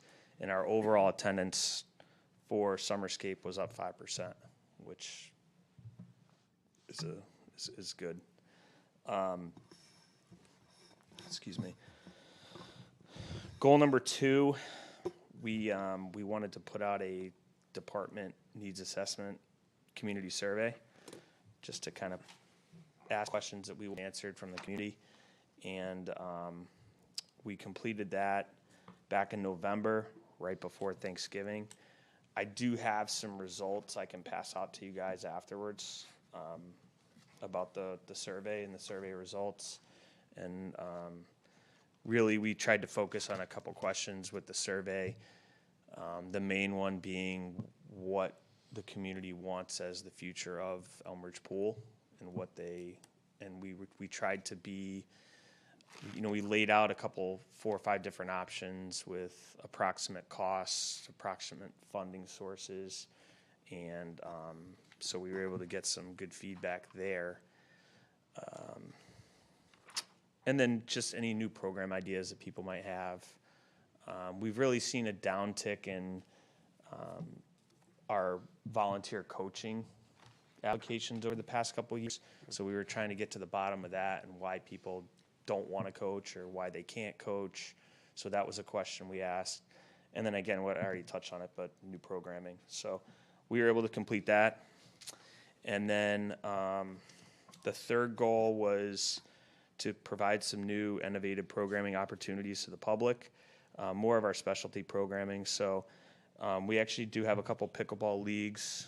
We have one league running right now, as well as some beginner lessons for a couple different age groups. We've also added a couple morning yoga classes. We've added some art classes, circuit training class, stargazing class. In total, right now, specialty programming wise, our department's offering about 77 different special programs. And within those programs, there's 369 activities. So we got going on. Logan and Nick, great job of filling that center and offering a wide array of programs to the different group within the public community. That doesn't include our program either, our camp programs. So we can't program, we have sport programs, and it doesn't include our soccer program or our basketball program. So really pleased with those numbers. So that's organized. I had a couple quick questions. I'll go to the part. Looks like soccer's dropped off numbers quite a bit. Was that a surprise? Well, no, one of the reasons why is we had a division because we didn't have coaches. Ooh, okay. So we had to drop a 3rd and 4th grade division of coaches. That was one of the things I wanted to address. Survey was like, why doing this? It's been a struggle. We do our best to try and attract coaches. We do offer them a credit to the department that they can use on anything. They can use it on a program we offer. So we've thought about maybe increasing it. Sometimes people just maybe don't have the knowledge or they're nervous to apply it because they might not know it. But, we try and do our best to provide them with the resources necessary to coach. And Do any surrounding towns have surpluses that maybe somebody wants to come over here and? No. No? You're seeing this a lot. Really? Yeah. Is it happening in other sports too, besides soccer, you're saying? We had a little bit better success with basketball. And I think, I don't miss soccer and the way the whole culture is with soccer. And we've tried to make it clear with us is, hey, we're a grassroots program. Like, we just want you to get in there and learn and have fun and, learn a couple things. And then, naturally with the progression, you kind of move up, right? Then if you're good enough, you go to travel, but we still offer programs for those 3rd and 4th graders that don't want to do it. And it just kind of, so we're more of an introductory program. So there's really not like much knowledge you need, Yeah. So Craig, as still far as the working on coaching that. shortage is concerned, do you ever consider maybe doing like a clinic on, how to be a soccer coach, what it entails, how to run a practice, basic strategy, stuff like that? Yeah, we offer all that stuff. You do? Okay. Yeah. Yeah, we do that with basketball too. We offer clinics. We have a guy that comes in who's been doing this his whole life, and we pay him to come in and just give a couple drills and kind of key points. And in other years we've done well. It just seems to be soccer that we're having some issues with. Okay.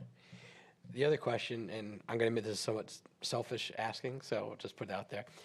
There's talk of a golf simulator coming in. Is that still on the table? We've researched it. We've done a lot of research. It's something we'd like to pursue. We have some pretty hard costs on it of what it would cost. But there's definitely some infrastructure things we need to do to the gym to make it work. As far as boxing the stage and making it accessible and that kind of thing. So, but we've definitely looked into it a lot. I don't think any other recreation department in the state, to my knowledge, offers it.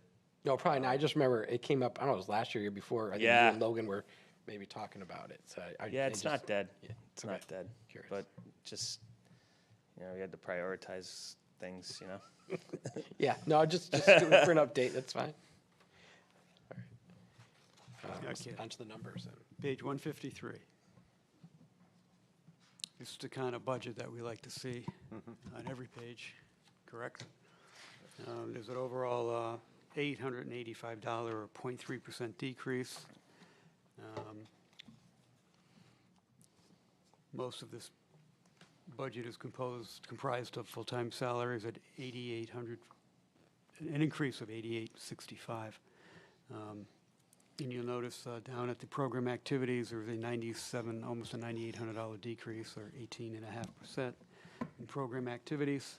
I think you're deleting the summer kickoff party, Craig, Yeah. and also deleting the community center startup program. You know, you can talk to that if there are questions, but, you know, running down the page, they're all zero increases.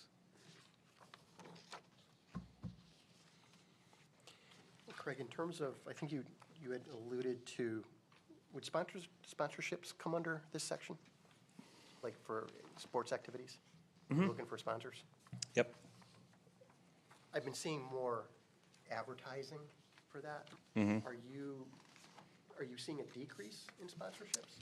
No, we have a pretty healthy sponsorship program. We've kind of got it down to where it's actually, we included that in our goal for next year, was to increase the number of sponsors that are helping out our department. No, we've got a pretty healthy sponsorship program, and we try and tailor it to the company's needs. So, you know, some will just come in and do a soccer sponsorship, which is $250, and it's great. Like, that's something that's, you know, obviously valuable. And then there's someone who might give us $5,000 towards fireworks. So, you know, they're well ranged, and you know, we use them for our community events as well. So our indoor events, our Winter Wonderland, we rely on sponsorship dollars to help offset costs. Our Hop Around the Hill event, same thing. And for sports like baseball, you still have the Baseball, sponsors for the uniforms and all that? We don't run a baseball program, so Little League has their own sponsorship program that they reach out. Yeah.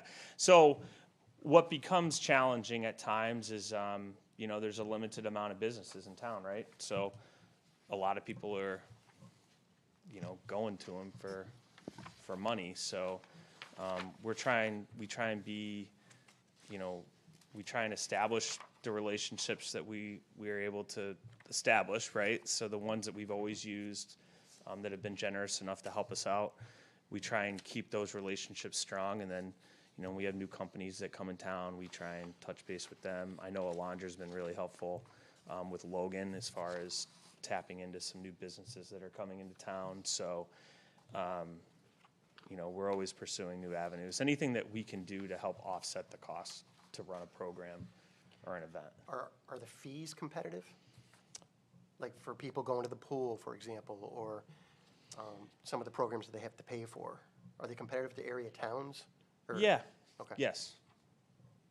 Mona, would that be an ordinance type of thing too, or is that strictly under Parks and Rec for the fee? If we made a change in fees, it would bring it through for finance. Okay.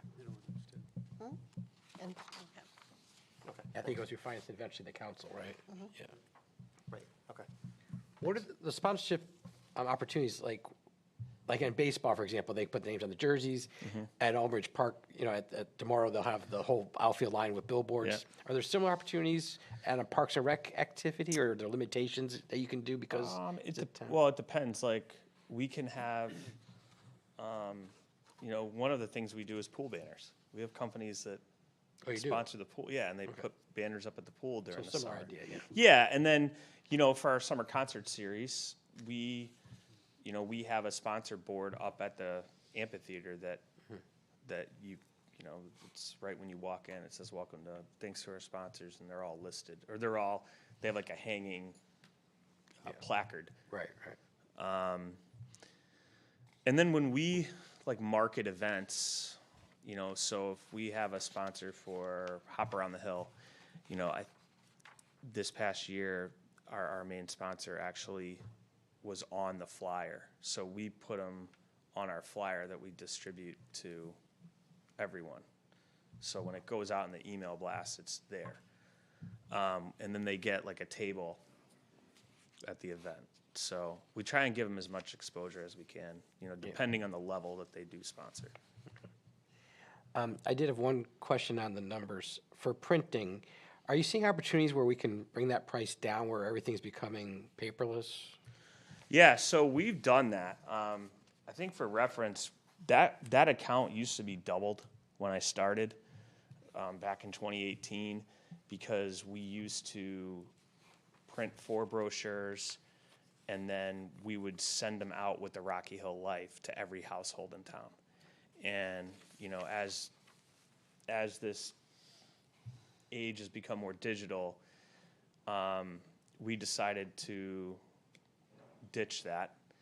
And now we actually have gone from 4 brochures to 3. Right. And then we only print like 500 at a time. So we don't send any out in the mail. Now we've actually, this past brochure, we're actually going down to 400. So we're kind of dwindling that slowly. But there is this, you know, there still are people that like the tangible version. Mm-hmm. But we've cut that number more than in half than what, you know, 6 years ago. How are those distributed? They're just in piles here at town hall, or? So we'll put them in prominent locations. So in the town manager's office, they have some. We'll put some down at our front desk. We put some at the library. We'll put some at schools, like in the front. But yeah, and then just available on demand, like someone might come and then we just, you know, here you go. But we're keeping track of like how much we have. Like that's why we actually cut it from 500 to 400 this past go around. So we're trying to be mindful of that.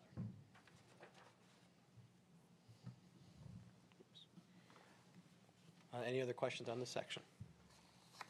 Great. Move on to aquatic then. Aquatic.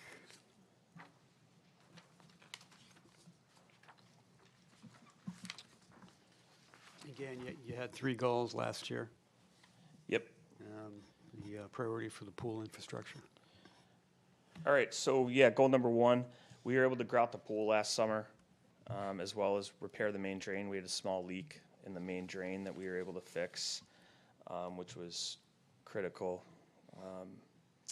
So goal number 1 was completed by the end of last summer. Goal number 2, which is increased pool attendance, that's still kind of ongoing. We're right on pace to get close to that number down at the bottom, which is 30,500. You know, obviously we still have a couple months left in the actual fiscal year, so we're tracking to be there, or close to that number. So, and just so everyone knows, like the way we track the yearly attendance is not only do we track it with the actual paid passes or daily visits, but that also includes basically every splash into the pool, every jump into the pool. So whenever we have that pool monitored with our lifeguards, we're tracking who's going in and out of the pool. So that could include practices, that could include you know, swim team practices for our youth programs, swim team practices for the high school. And then we're hosting actually a pretty large league meet this summer, which is going to be, that'll be good for the numbers too. So we're tracking there. So I don't know if you want to say it's complete, but it's ongoing because we have to measure it up until June 30th. And then goal number 3, continuing to train more water safety instructors in-house. So we actually trained 4 in-house, and then we have a couple from out of, so we have some guards from other towns that they pay us to teach the class. So in a way, it's almost like a revenue generator for us. Right. We also certified a Hartford police officer recently. But just to give you guys an idea of how this works for us, so last year, or maybe 2 years ago, we sent Nick to become a WSIT, which is a water safety instructor teacher. So when you're a water safety instructor teacher, you're able to certify lifeguards in-house to teach our swim lesson programs that are, in conjunction with the Red Cross, American Red Cross. So it might not seem like 4 is a lot, but it actually is when you have a staff. We have an indoor staff pretty much of like 18 to 20 during the wintertime, and we have 5 of those, so like a quarter of the staff are WSIs, which is great, so they can teach swim lessons. And then in the summertime, we have between 18 to 20 of our 40 staff who are WSIs. And then one of the people that we just taught, or that we just certified, works in New Britain in the summer, but she's gonna come and work for us in the fall to teach swim lessons. So it's also kind of become a recruitment tool for our department.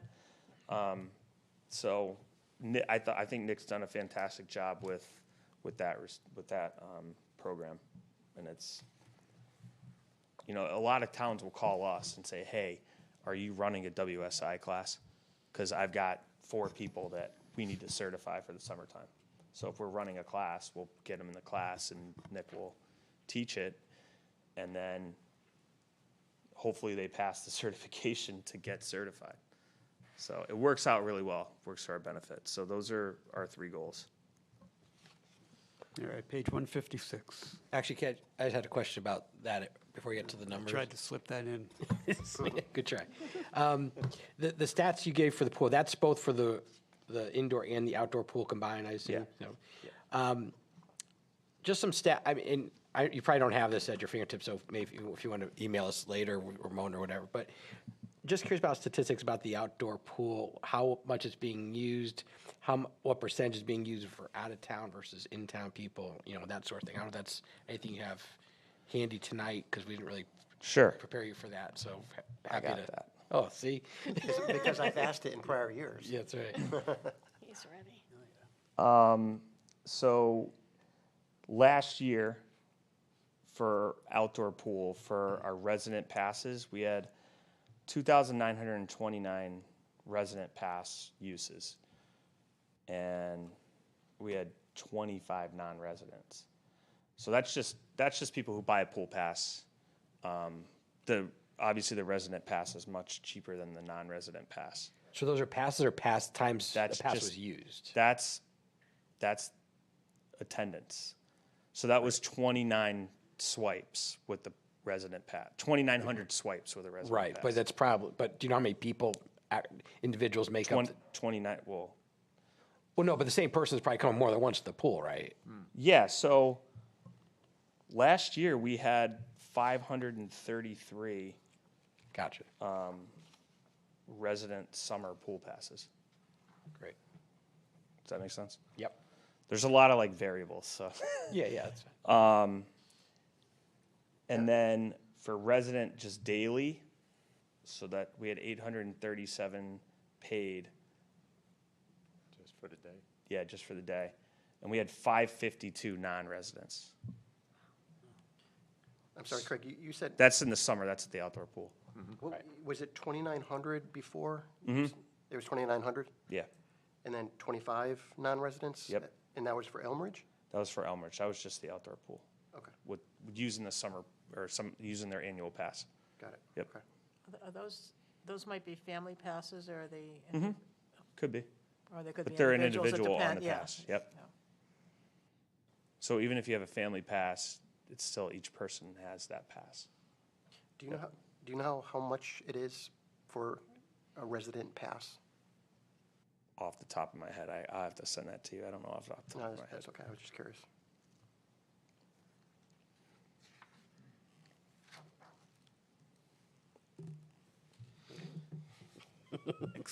Next, okay, page 156.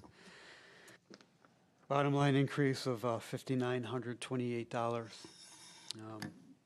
We have an increase of $3,128 in full-time salaries, just over 3%, and a $5,000 increase in part-time salaries. And you'll see that we have proposing $165,000 in part-time. We have a $2,000 decrease in pool repairs.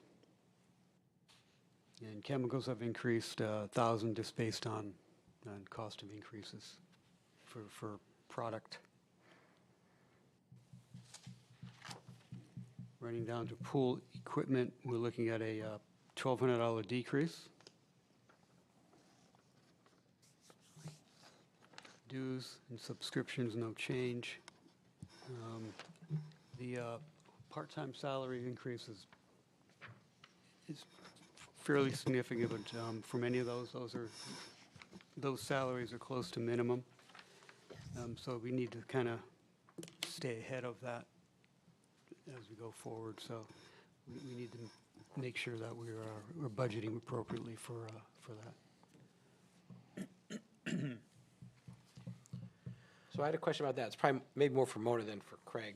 So the part-time salaries, well, this may be for both of you. Are those lifeguards, or is there anything else in there? Lifeguards.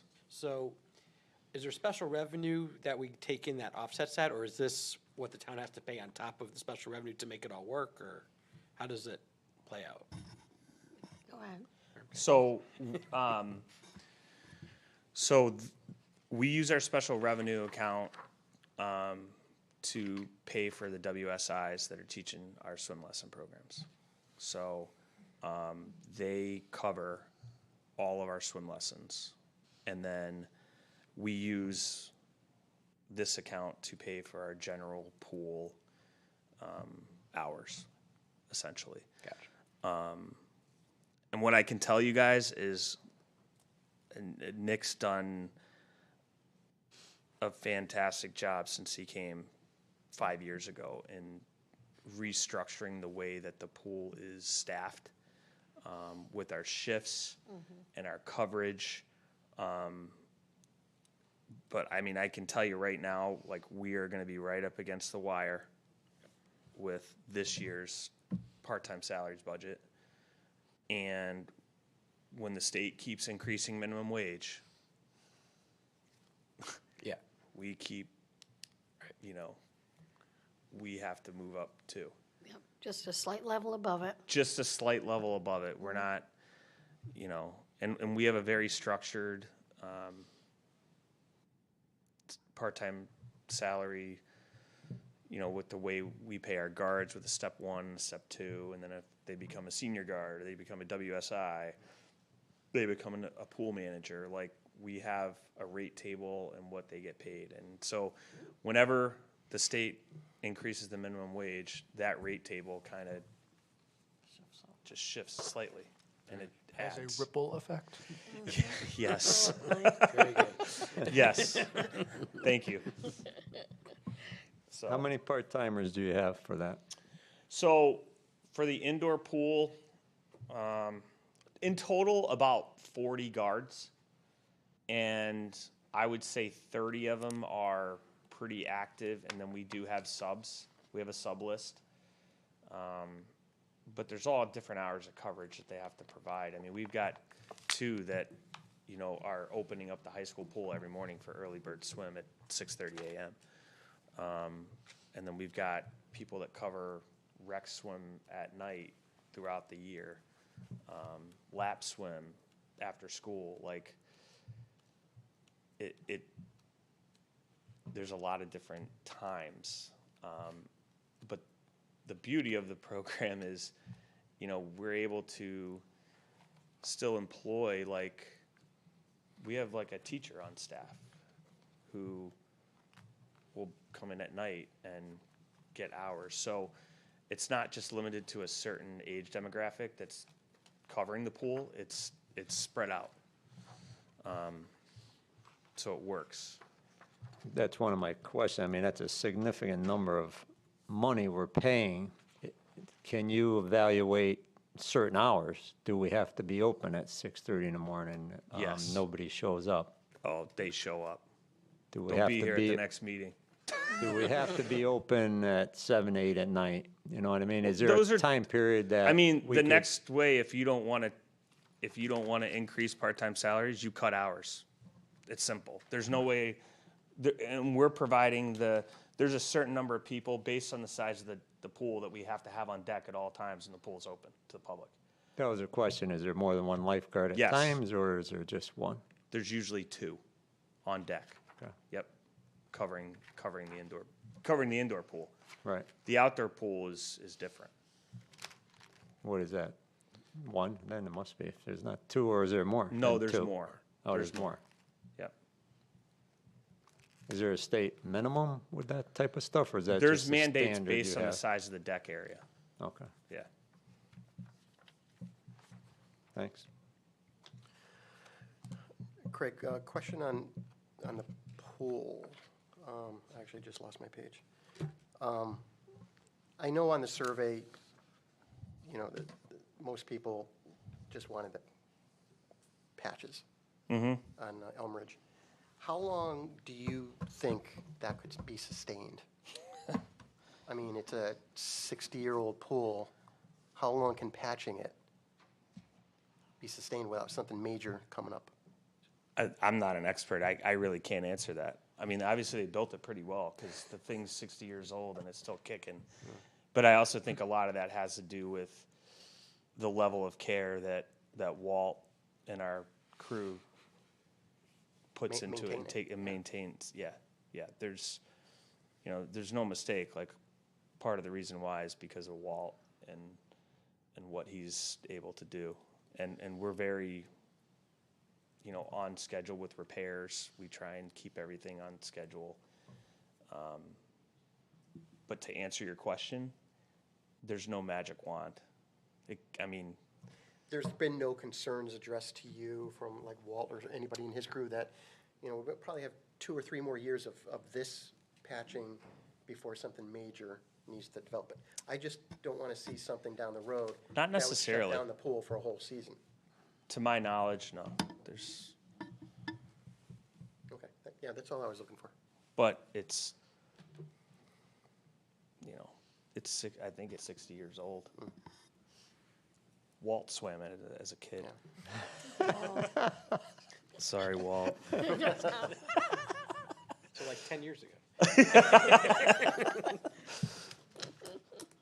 I just want to make a positive comment. I mean, throughout your budgets here, they've been very tight from year to year, and, that helps us a lot. Thanks for that. Appreciate it. Thanks, Greg. Thanks. Yeah. Yeah. Can we have a motion for a 5-minute recess? So moved. Okay. All in favor? Aye. Aye. Right.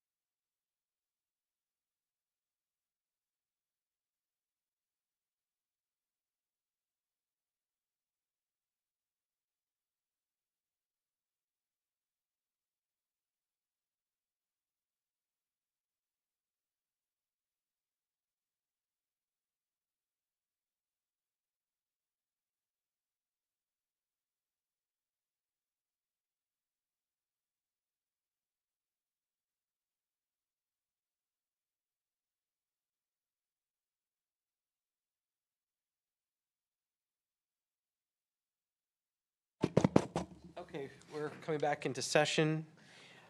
Next is under Parks Facilities, C2 Facilities, Building Maintenance, and Facilities Custodial. Come on up, Phil. Phil Sayre, Director of Facilities.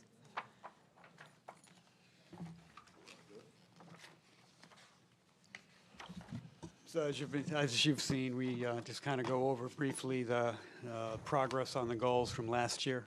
So maybe you can run through those. All righty. Goal 1 was having the trades mechanics team capture costs of material and hours and documenting them on work orders for future data. I have an attachment on for year 23. It was at 84% of hours captured. This year, 86% hours captured. Goal number 2, purchase tablets for the trade mechanics for them to document material costs, hours, and to close out their work orders as soon as they complete them in the field. So instead of having them come back to their cube, their computer, close it out, the tabs allows them to close it out right there and then go on to their next work order. Again, 2023, we were at 71% completed. 24, we moved up a percentage of 74%. Phil, let me just stop you. If you go to page 158, Phil has a really nice chart that he's walking us through, so it really clarifies it. Or you can look at the screen. I look at the book. I'm sorry. I just go by the book.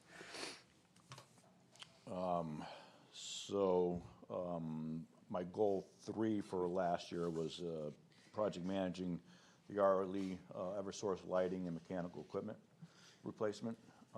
That's complete as of March 31st. And then during our GOP meeting, I went yuppie. Because it was a lot of work, but the contractor did really well. And then this year, so that goal will go away. I introduced a new goal, goal 4. Back in January, I was approached by Eversource to see if we were interested in a pilot program. And a pilot program is an energy efficiency pilot program. It's run by a contractor named EDO through Eversource. So what they'll do is they'll come in free of charge. They'll come in, audit all our automated buildings. And with that, they have made a line item list. And then what we'll do is I put down, this for estimated 24-25, which we're in now, we're going to get about 50% of the changes implemented. So what the changes would do they would come in and tweak our set points and hours and that sort of thing to help make us, our equipment more energy efficient. The anticipated goal for next budget year would be 75% of the changes implemented. And then hopefully with that, the following year, 26-27, track the efficiencies, what we really, are saving. Again, it's free. It's no cost to us. They sent an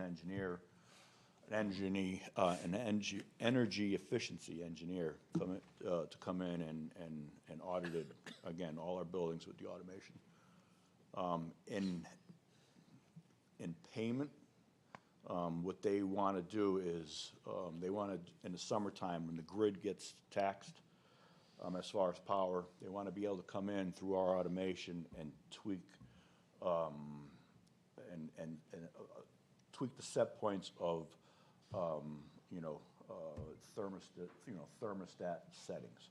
So they'll go in and make the changes to reduce, motor loads, to see if it works, so they can provide the program to other municipalities, other, private sector businesses. So I said, it's for free, yeah, let's do it. So, and at the same time, they're going to show us basically how we can tweak things. Low-hanging fruit stuff right now. You'll see in the budget going forward, my HVAC line, I increased it by 5,000, and the 5,000 will help pay for the automation company to come in and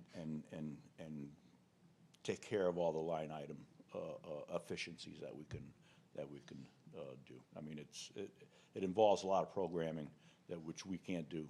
They would need to do it. So that's my goals. All right.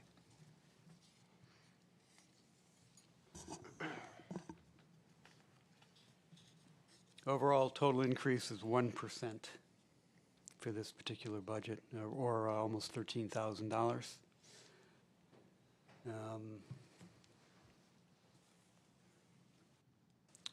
About $14,500 are in full-time salaries. And moving down, the technology software, which is the facility dude, the work order system that is used for maintenance. That's a $1,000 reduction because Phil bundled the cost of facility dude into a 3-year contract, so the actual annual price is reduced.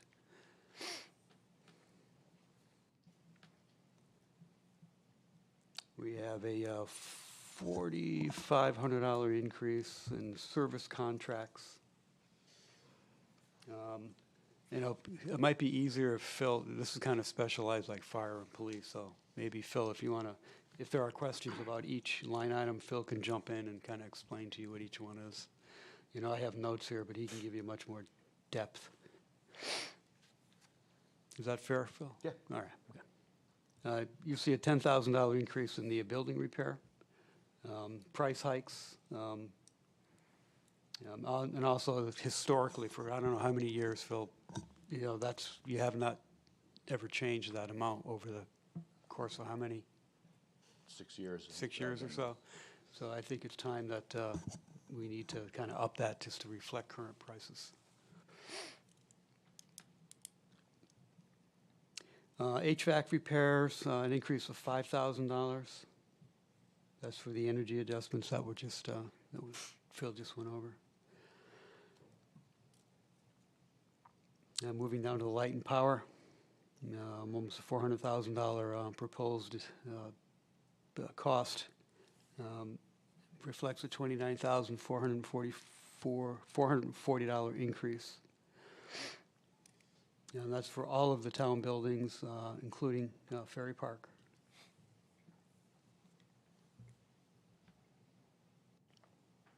You have a $30,000 reduction in heating fuel. That is result of the efficiency gained through the RLE Energy Efficiency Program. Yeah, not 100%.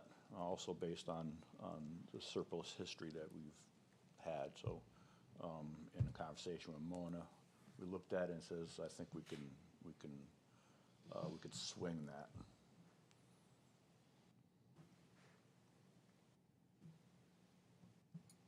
And on page 161, we were reducing the building improvements by $15,000.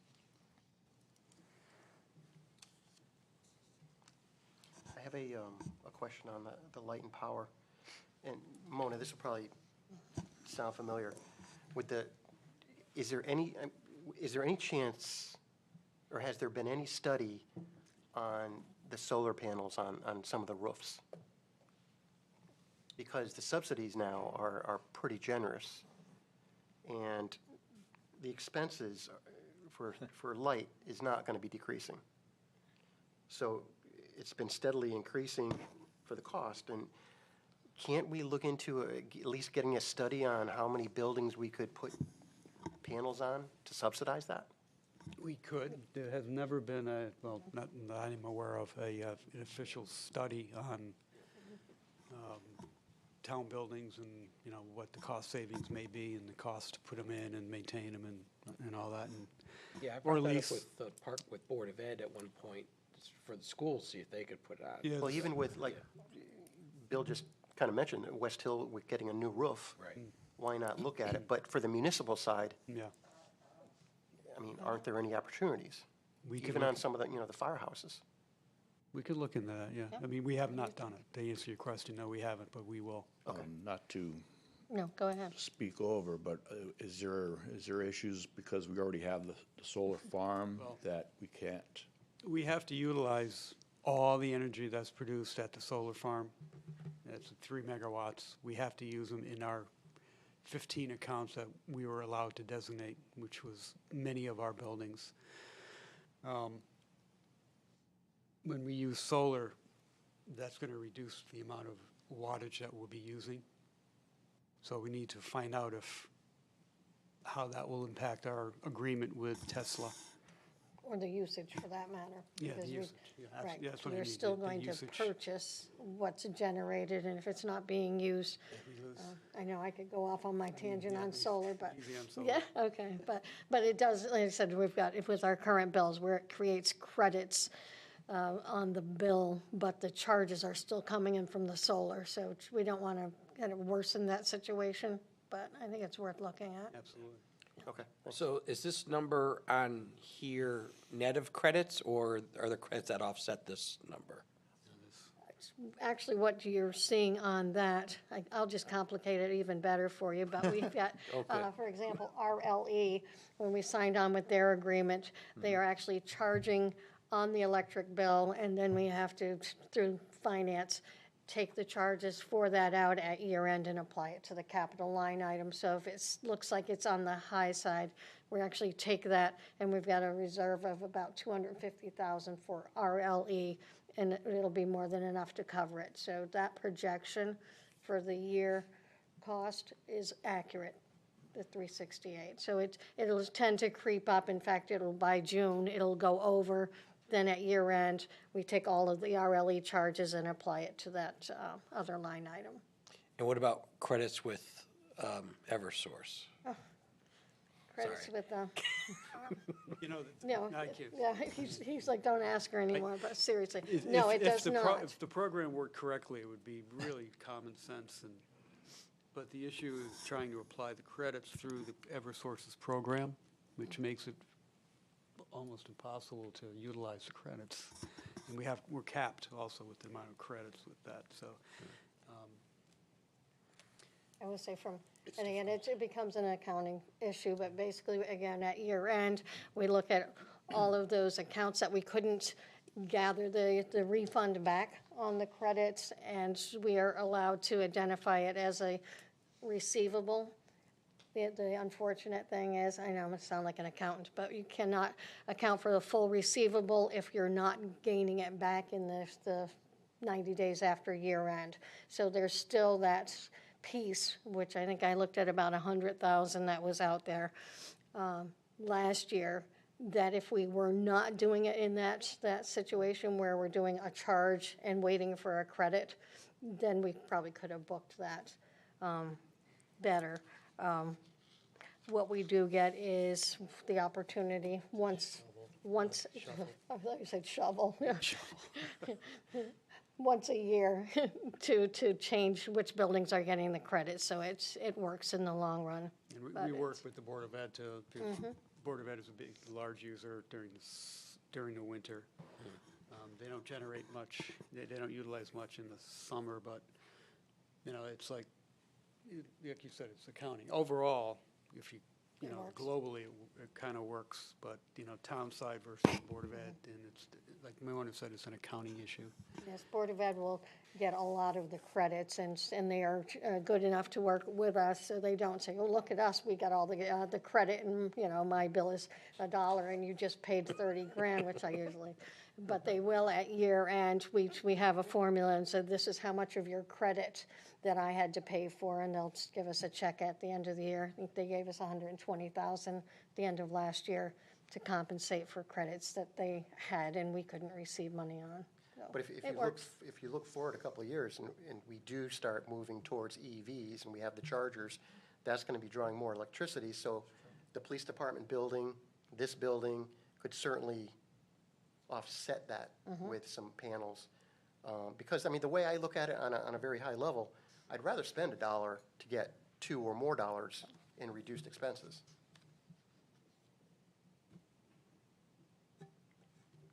Question about your service contracts. What do you have for service contracts in that line item? So, pull it up here. Service contracts, generator, maintenance, has compliance inventory, SDS sheets, so they come in and audit our chemicals throughout all our buildings, put it in electronic form, binder form. Fire alarm testing, mechanical building maintenance on some of our equipment, not all. Fire systems, pest control, Sonatrol monitoring. They monitor our Berg systems, our fire systems, and so on through, most of our buildings. Harvard sprinkler system testing, fire extinguishers in all our buildings, plus fleet. Shred it, state of Connecticut elevator certificates, state boiler inspections, elevator inspections.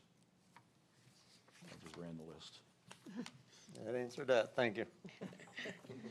Et cetera. Any other questions on this? With that, we'll move to facilities custodial.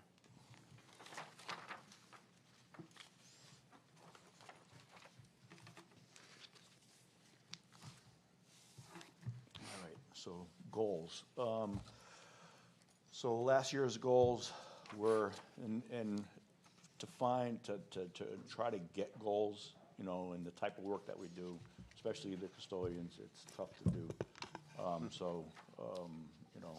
go back to my team and we try to figure out, what can be, substantial and real as far as, our operations. But anyways, listing, so I got complete cleaning and line painting and equipment rooms. So all of my equipment rooms have electrical panels, disconnects, transformers. OSHA says, we can't, and fire marshal says that we can't store in front of these things.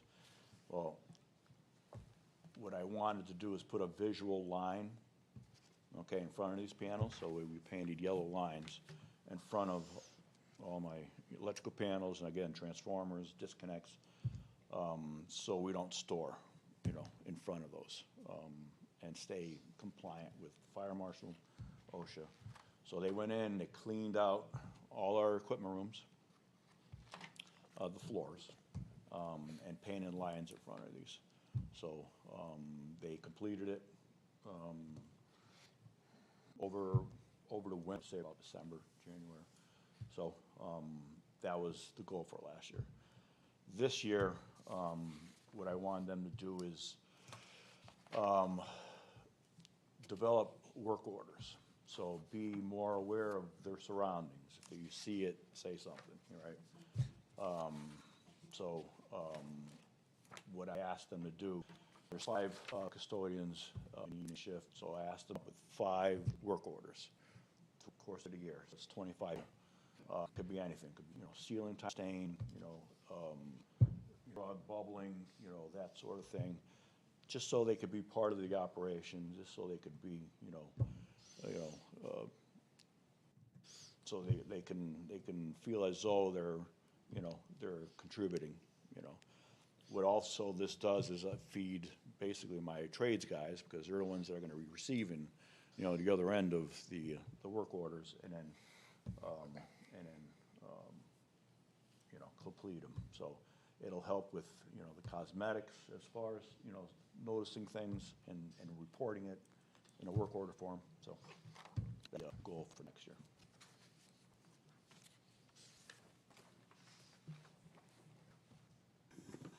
Okay, nice job, Phil. You have to excuse me, I'm not as elaborate as Mr. Bowman over there.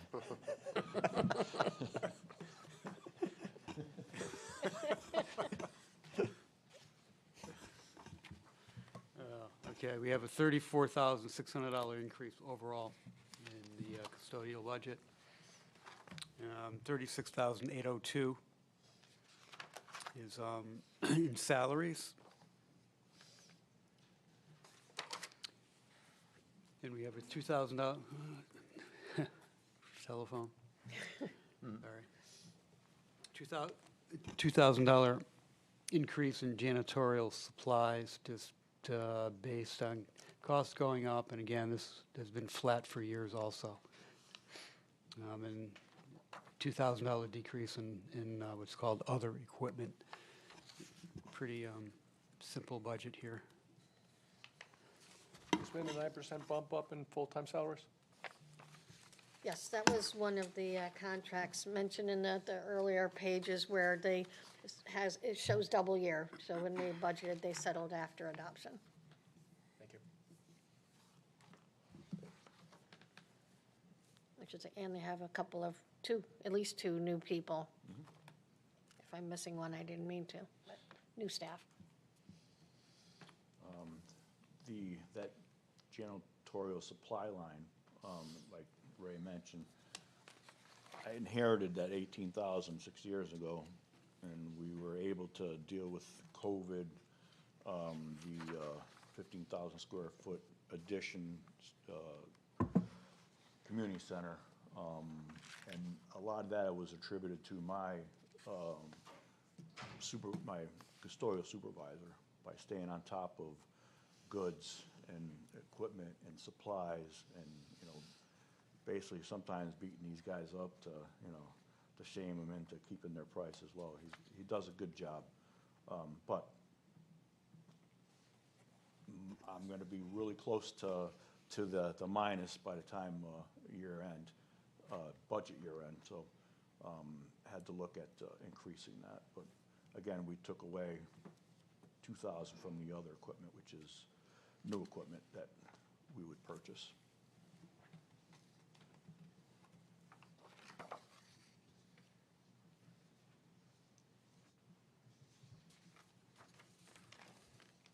Any questions? Custodial? Thanks, Phil. Hey, yippee. Thanks, Phil. You have to hang around, though. You can't go home. Yeah. Next up is item D, community development. And there's 3 subsections: building, town planner, and inner. So we'll see town planner. I'm coming. All right. I'm almost there.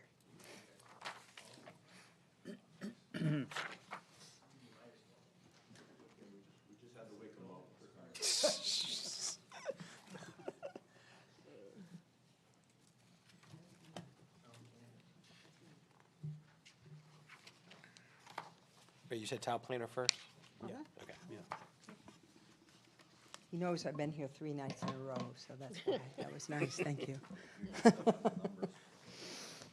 Kim Ritchie, town planner. In case you Talking haven't about, met her. you want to talk about goals? Yes, please. Correct? Okay. Plan of conservation development. We had money in the budget. We did not use a consultant for the document. We do have a working draft online. I do have a link to that document if you would like to receive it, if you haven't done so already. I will certainly, you know, get that out to any and all of you. I would encourage the public to also do the same. We did have a community survey involved with that POCD. It was a combination of ranking and rating items as well as open-ended questions.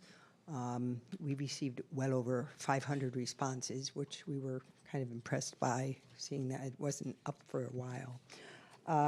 So that will be going to public hearing in June. One of the other goals was on zoning regulation updates. Once the plan of conservation and development is finalized, that's when the regulations get updated in concert with the POCD. The council just recently passed a resolution where they would partner with MDA, Municipal Development Authority, as far as looking at certain sections of town. And we would certainly like to utilize that resource as well to assist us in reviewing our regulations. That's part of the process for certain areas of town. So they will be looking at primarily the town center area, some of our commercial areas, and along Solestein Highway. So that's one of the goals I had. Affordable Housing Committee that has been established. It was established by ordinance. We've had several meetings thanks to your appointments. We did set up bylaws. Last night we had we had a housing forum. While it wasn't well attended, we did receive a lot of good information from several different agencies. The Housing Authority, CHFA, Human Services on renters rebate, Washington Trust with respect to mortgages and mortgage brokers, and Liberty Bank. So we did have a lot of good information. It was recorded on YouTube, so we plan on playing that for some of our different boards and commissions. So that is up and running. Complete Streets, we do have a policy enacted thanks to you folks. There have been some additional sidewalk projects that have been completed, and that's an ongoing thing with respect to sidewalks.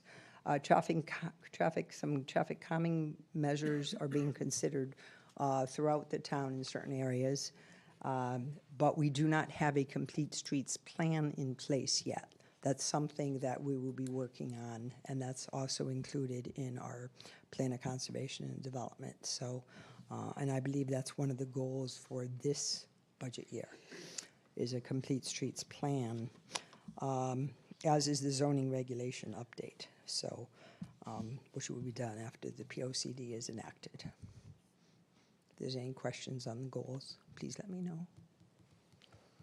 Just explain the timing on Complete Streets, Kim, because I believe our updated POCD is due this July 1st, right? Yeah, we're having a public hearing in June on that. With Complete Streets, I thought you said it was going to be part of that, but then you also said No, you'll be working on Complete Streets in the coming year. Maybe I No, missed the something. Complete Streets plan is included as far as the need to do that, the need to I see, okay. enact a Complete Streets plan is As an included. action, as an action item, not as the an actual action plan. item, yes. Got it, okay. Thank you. And just with respect to planning and zoning, any particular priorities in your mind as we go in, issues that are foremost in your mind that may need to be addressed or updated? Okay, well, concerning our POCD, No, the planning and zoning regs, I think you said initiate some zoning regulation updates, which is one of the priorities. I know that part of it will be driven by the POCD itself, I understand that, but do you have any anything come to mind We're from your talking- standpoint and in general about zoning regs that you think might need to be updated? well, we're talking about, the plan is very much into resiliency, sustainability. We're talking about low-impact development. We're talking about preservation of open space, connectivity of open space, the riverfront. We're also talking about housing, the need for more affordable housing. Developers are fine and willing to provide affordable units that are 80% of the, area median income, but they're not looking at the 60% or the 40%. So we're going to try to work with developers and financing agencies to try to kind of make that connect for others, for the young folks starting out or for the seniors that are downsizing. So there's a few different things in here. Thank you. Actually, one quick question regarding that. With all the apartments going up and applications in, with respect to the affordable housing number. Where are we as a percentage to that 10%? Okay, keep in mind, it's not the constructed units, I'm sorry, it's not the proposed or approved units. constructed, right. It's the constructed units. So we're, I believe, shy of 5%. And that fluctuates, and typically it's the CHFA mortgages that makes up the difference. But right now, we're just shy of 5.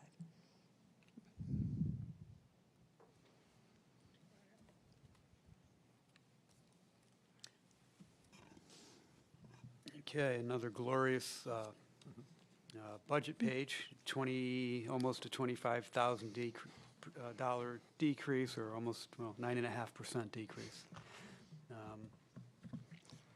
Of note, Kim mentioned $30,000 reduction in the consultant line item, bringing that to zero for the Plan of Conservation and Development. Fantastic work.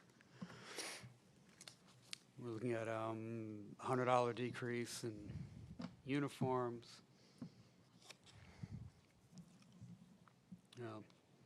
It's really for contracts. And $850 decrease in member expenses. Those are just miscellaneous for nameplates and also for mandated, I believe for state, mandated state training. We have $1,200 last year. Yeah, we're finding some creative ways to through Yukon Land Use Academy, what have you. There are some free training sessions. The Connecticut Bar Association puts on a biannual training that you can get all your training required by state statute in one day. So that won't be coming up till next year. It happened this past year.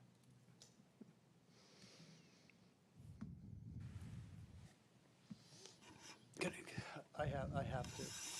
Can I just jump back to the zone, Councilor Sullivan's question on zoning regulations? You didn't mention anything about maybe easing up some of the regulations on business development. I just had, Mona told me not to mention anything, but I couldn't help myself. Oh. Will you be You're looking talking at- about process? Yeah, process. Process, because the current regulations have, everything is a special permit process. Most everything is a special permit process. And that was put in place by the commission a while back, where they wanted to have more control. And if certain uses that are typically found in, say, a commercial zone or an industrial zone, your more benign typical uses, should be handled with a site plan application. And then you can write the regulations so your requirements may be more stringent, but under a site plan, you either meet the regulations or you don't. There's no public hearing process. But I know that, I think that's where you're going with that. Yeah, yeah. We've had discussions for, 20 years. Okay. Thank you. Any such revisions to the planning and zoning regs will be subject to a public hearing, right, Ray? Yes. Yes. Any questions on the budget? We'll go on to the next, which section you want to do next, Ray? Building department. Building? Building. Yep. Building. Guest speaker, Mike Violet, building official. Hello. All right. So, just, Mike's goal is to enforce the building regulations according to the code, but, maybe if there's anything else around that, maybe you can be short. yeah, the main goal that we came up with was just to improve the department's functions and procedures. So what we've been doing is just trying to educate the public and contractors with the permit process and what department approvals are required and what type of plans you would need to submit to pull certain permits. And so we've been creating handouts and guidelines We finished a deck handout, and we're currently working on a pool handout. The deck one is finished, and it's posted on our website. And it explains, it gives guidelines on all the code requirements for decks and the permit process and what inspections are required, and just kind of educates the contractors and homeowners, just so we're all on the same page. And it also kind of gives them an idea of what we're looking for on the plans. It spells it out for them, and then it's a quicker plan review for us, and we don't have to contact them because they're missing something, and it just kind of speeds up the whole process, and they're able to get their permits faster. Another thing we've been working on is we have a new software, and as we use this new software, we're learning what adjustments need to be made to the software for our needs, and also just to offer better services to the public. We're trying to digitize everything, so we had a couple interns in, and they're scanning documents from our street files. We're trying to get everything online, so like residents, contractors, real estate agents, they can all go to our online program and type in an address, and everything pops up for them. Open permits, violations, and just everything. So like a one-stop shop. And so that's what we've been working on towards the goal. Great, great. Okay. Budget page, 10,797 total overall increase. Full-time salaries account for 30.6% increase, or 13,802. Overtime has been reduced $1,500 to zero.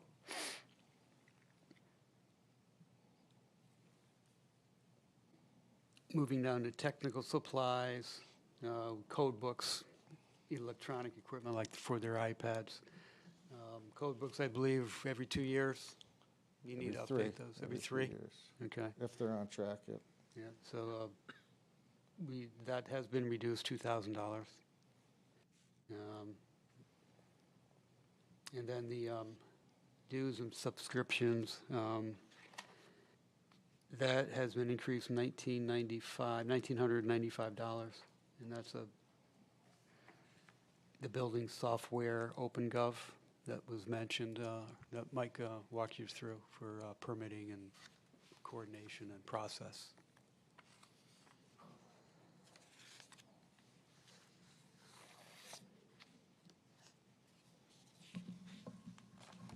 Any questions on the budget numbers? Well, I just had a quick question on uniforms and cleaning.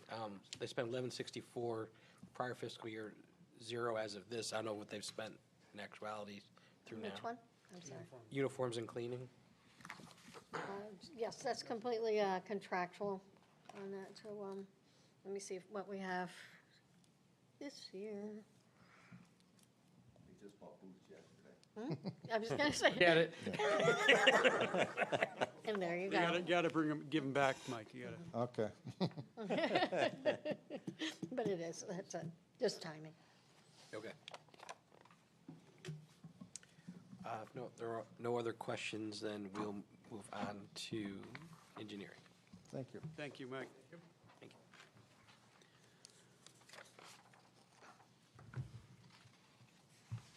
you. So I think you've got the process down. Do I? Yeah. Yeah. So, well, these are this year's that you're showing. So, this year's gold squeaky chairs that I was sitting in. About that? I'm sorry. Squeak before. I didn't. Mike said something about my eyes.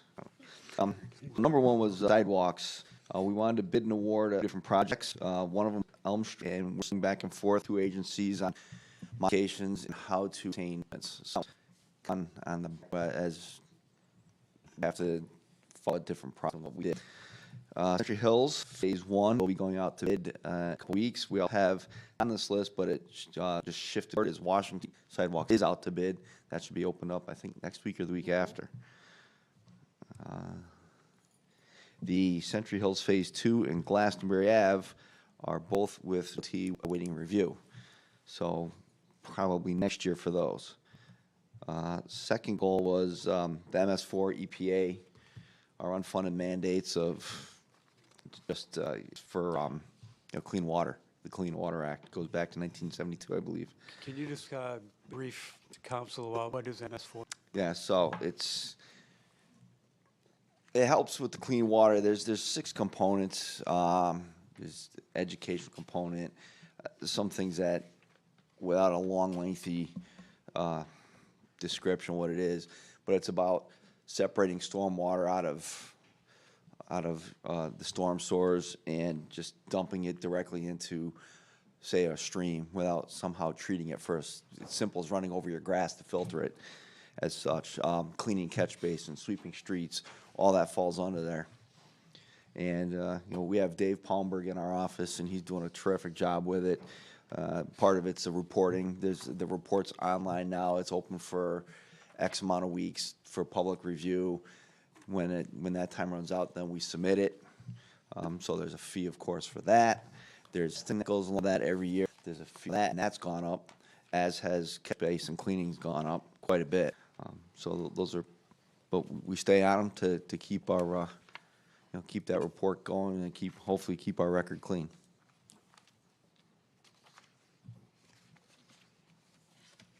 That was the 2 goals, Ray. Yep. Yep.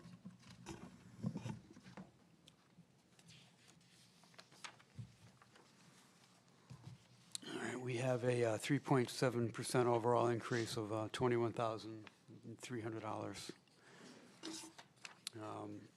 Salary increases account for $16,000, just over $16,000 to 3.6%.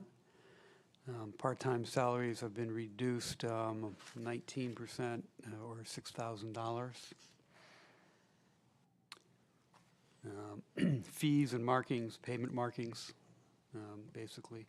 That has been reduced to almost 26% or $9,000. And stormwater management, which is basically the MS4 that Steve just talked about, water sampling and unfunded mandate dates by the state again.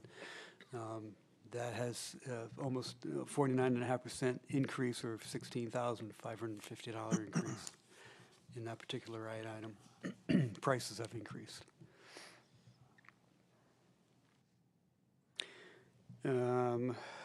We have let's see, moving down,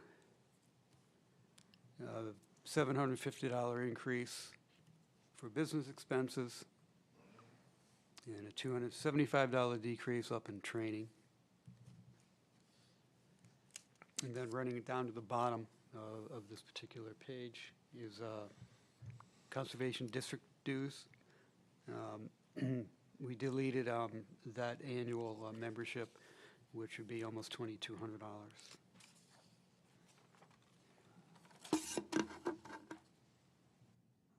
And then maps and subscriptions, increase of almost $11,000. That is including the shared mapping with the assessor's office that Stuart talked about earlier, the GIS, or Esri, which is the most Brand name. Common brand It's like name saying out there. Kleenex. Yeah. It's a mapping system that shared between community development and assessor's office.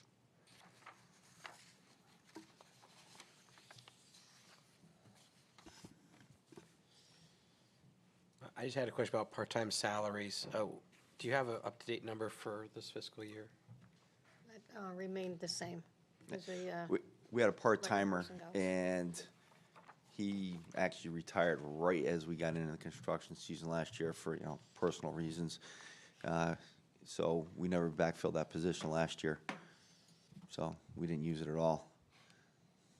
So what's the plan going Well, forward? the plan going forward, rather, I don't think we're gonna be bringing anybody on, but when we get into these construction projects, we'll probably be able to use that line item as just to bring in a consultant for the limited scope of the project. So we've done that before, so if we have a say a sidewalk project is going out to bid right now, we need inspection on it, it's gonna last a month, we'll get a consultant for a month to come in and pay out of that. That'll be the part-time type of thing, I would think, rather than bring on somebody year-round like we had. Would that have to, because it's not an employee, does that have to go on a different line? You think just like me, yes. I'm sorry. I mean, I'd love to have a part-time guy, Would not but be allowed to charge that person to the part-time line, however, that would have funds there if he didn't have a line, so yes, only part-time is for actually people with payroll W-2s. It's kind of an accounting. You know, like, what would you, is 5,000 the amount you're spending on? I mean, we going 37.5 for like, how many years? With part-timer now, it's kind of a year-round. The last couple of years is basically mornings, but come summer, he'd be here all day, every day. And we're right up against it every year, so I would think 25,000 for a summer would be more than enough. We hope. But again, bringing in a part-timer, you're gonna pay him, going rate now is probably somewhere around $50 an hour for a part-time. I think Weathersfield was $8 an hour anyways, for their guy to bring in somebody, business consultant, they're double that, but paying the insurance and like, all that goes with it, with the employee. So it'll be a high person, but for a short duration. What would that person be doing? Construction inspection. We're gonna have at least 2, maybe 3 sidewalk contracts out at once. That's not something that we do in-house. Somebody can go out and inspect. We can do some, but we can't dedicate staff all day to it. It's just 'cause we have so many projects right now. We have, I think, 13 grants we're working on that we're administering, doing design work for. That goes along with that, plus the regular CIP, plus this. So it's, puts us behind. We do what we can. Again, it's almost a placeholder. But if we need it, it's there. You don't have to run up. It's not like it's a salary. Yes, we're gonna spend all 25,000. It depends. What's the to-date, the actual fees and markings? So actually, to do the whole, when I first came to town, that was about the price to do the whole town, including parking lots, 25 years ago. Now, we have a price of $62,500 just the west side of town with parking lot, a lot of handwork, a lot of lines. So that was to just the west side. We have not done anything this year. We're holding off. So. Do you anticipate doing any? We'd like to. We're just, Maybe probably invoicing something around June. Yeah. Before the. We wanted to see how everything else was playing out this year before we went and did anything. In case we needed it. And what about the business expenses this year? They're very minimal, yet all of a sudden we're projected to use it all. And that was your conference we just, Well, is that 55? Yeah, that's our conferences and things we attend. the invoices come in Yeah. since then, so. Okay. Yep. Thank you. Any other questions on the budget there? Just the mapping, you said you jointly use it with the assessor. Yeah. What is the mapping? So he was talking about the GIS. So I don't have a sample on me, but Kim's has that, the draft POCD, all those maps in there, the bulk of them were done on GIS. And we have 2 guys in our office that can do that versus sending it out to a consultant. We're constantly getting can you make a map that shows this, that, the other thing? Right now I do it, we'll do it on AutoCAD, which is very cumbersome. So, like I said, we have this guy, Ben, in our office, and before he came to us, he was a GIS manager. So he's pretty well versed. But for him to be able to use it, he has to have a seat, a license. So that's our share. A license from the vendor. Yeah, from the vendor. So Stewart's Authorization to use. is for his people to use, and then this will be for our people to use. You can't share, apparently you can't share the licenses. Thank Okay, no other questions? Thanks for your time this evening. Thank you. And we go on to CIP, I believe is the last item. If I can find my agenda here. Okay. Yep, capital improvements. I'm going to drive on this one for a bit. Should have the guys. Oh, yeah, we'll tag them in. Sure, you want to come up? You'll get tagged in. You're going to be discussing here anyway, so may as well come up. I will start with the probably high level at this point. So presently in your capital improvement line item in this proposed budget is the $1,945,000. I'm going to get into more detail about these reserve lines. We have $450 for infrastructure, $250 for the parks facilities, and we talked earlier about the education, presently at $250, and looking at returning to the $600 in the next year. The only new equipment item is a leaf unit. The $38,000 is year 1 of 3 if we were to go that way and finance it over a 3-year purchase. The $957, that includes any continuing leases for vehicles and equipment. The majority of that is what I was mentioning earlier with the RLE. For the $350,000 of that is the RLE. Again, it comes through the electric bill, but it will be charged here, so we can keep track of it separately. And the town aid road, which is about $380,000. So those 2 items are taking the majority. You still have, I think, a backhoe and a mower and 4 vehicles that are still on ongoing leases from prior years. So I'm going to take from this and go on to a couple of spreadsheets and talk about the reserves. I'm going to pick on the parks and facilities one first. I don't know if you can see this. Is that big enough? Okay, oops. Oh my gosh, he made me go smaller. I'm not listening to you. Kids. Okay.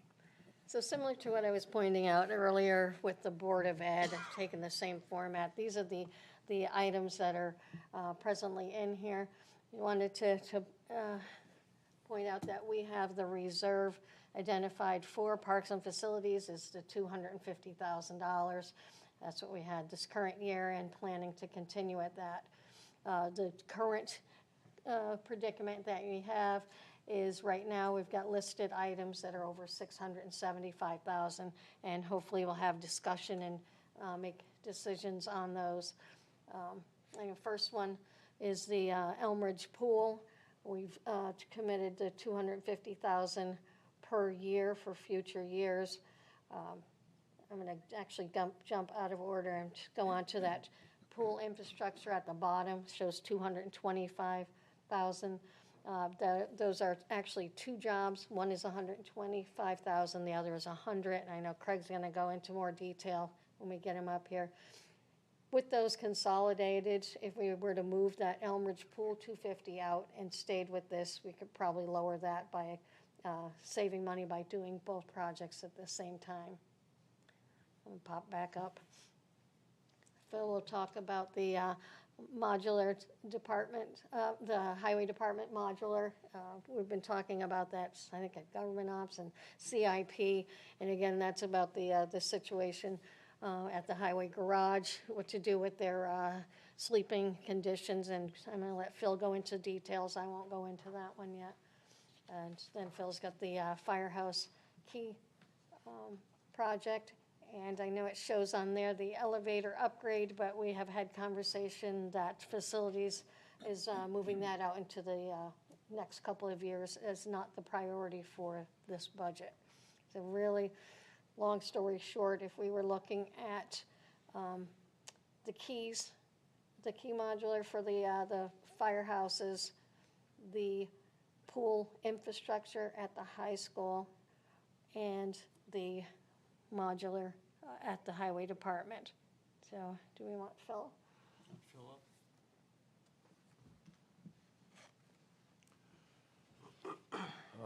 So the modulars at the at the highway garage. Was directed by Ray to look at possible location for a break, lunch, and resting quarters for the highway staff. The resting quarters during the winter when they do their overnights, plowing and sanding and such. So backing up, prior to COVID, they were using it's a two-floor structure, wooden structure, kind of in the middle of the 65 bays. So 1965, 8 bays were built. 1990, the Butler building, the taller section to the right, was built to add on. So in the middle of the 8 bays, they made a structure to house a break room, lunchroom, and sleeping quarters. COVID hit. It's too crammed of an area, so they had to spread out. So what they did was take over 2 bays and then 3 bays and almost 4 of the 8 bays as a break, lunch, and sleeping quarters. Fire marshal went through and probably sometimes in February and says, you guys just can't do this. It's not it's just a dangerous situation only because harmful to the workers because there's no, according to fire marshals, there's no two-hour fire rated walls surrounding them as they're sleeping. They're in garages where have diesel, also can park in and out. So you have to worry about carbon monoxide and such. So he gave them up until June 1st to vacate. So when that happened, that's when Ray asked or directed me to look at alternatives. So we started looking within the shell that they're using the garages, in order to put a sleeping quarters. It'd have to be surrounded again by 2-hour walls, 2-hour rated walls, fire rated walls. And then when doing so, you're changing the use of the building. And then because of that, now codes kick in. You need bathrooms and showers and the construction of that area being 1965, we'd have to blast, the slab to get sewer and water and, power, not that big of a deal, but it just didn't make sense. So looking at other ways, we talked about, when we met, we talked about stick figure outside of the Butler building. And the logistics with that. Well, if we did it that way, it would be a big ticket item. So then I looked at modulars. Modulars, we could spread the payments out for 5 years. So there'll be a construction cost. It's actually, it ended up being 6 years, but it's construction cost the first year, and then lease cost, the next 5. And that would, in 5 years, the lease would be paid, they'd be ours, and we own them.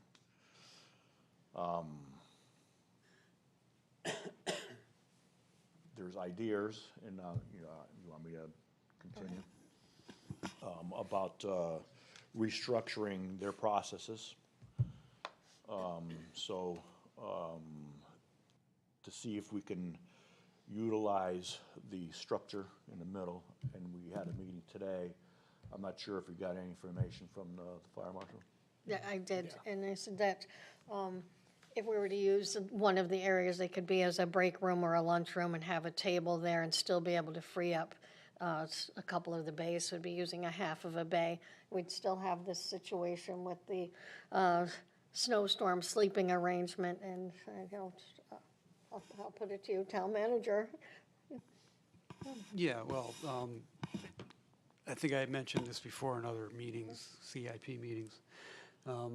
We need to manage the overtime everywhere, but the highway included, as far as when we hold over plow personnel during the storm events or other during storm events, for significant events. When we do have significant events, they have the option right now then to utilize Firehouse number 3, the fully staffed kitchen. Everything they need would be there. That was offered by our fire chief. And I'm thinking if they're in other parts of the town and it's getting really bad, we have 2 other firehouses that they might be able to be accommodated for. But right now, we cannot let them sleep in the garage at this point. Right. Also, there's a space problem. Utilizing these bays, everything is outside. This will help with the equipment and the storage and the overall management of the process there. Yeah, right now, during the winter, they store their diesel engines outside, right? And you got block heaters, you got to plug them in. With freeing up those bays, now you could park 4 of those vehicles in a bay. It helps on usage, electricity.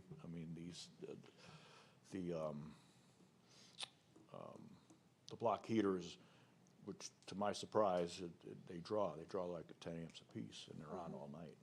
So there's quite a bit of draw. So, but the proper use of the facility is garages, not break, lunch, and sleeping quarters.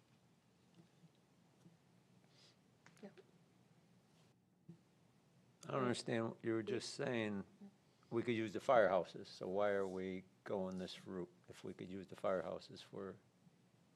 I think you're presenting best-case scenario versus worst-case scenario. So just that we explored the options. Yeah, initially we said, well, we have to do something, so this was the least expensive option, but it is, again, as mentioned by Mona, it is like the best. It was to accumulate our options and then look at it.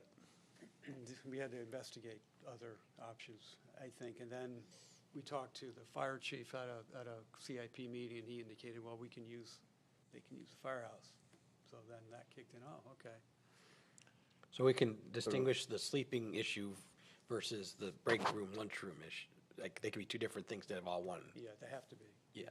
Well, no, but if you built a modular, that would do all of them. But if we can use a firehouse for sleeping, now all you got to worry about is the break room, lunchroom. And according to Fire Marshal, that at least one of those bays, and it wouldn't be the full bay, but a front half of it could be set up similar to, like a table, chair arrangement. So we could accommodate. So do we have to go this route of these modules? No, you don't have to. No, you don't. No. But we're Okay. presenting it was for It was consideration. our proposal, yeah. Okay. Yeah. Do they have a kitchen in that highway department garage area now? They do. So that's that two-floor structure, wooden structure that doesn't have 2-hour fire-rated walls.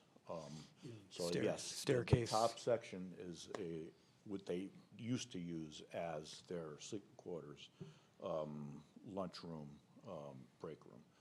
But you have to be able to supply 50 square foot per person, and at 15 people, you're almost, you're between 8 and 1,000 square feet.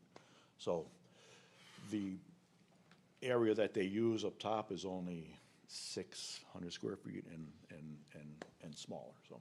And the access to the staircases too. Yes, and then not there's, fire code.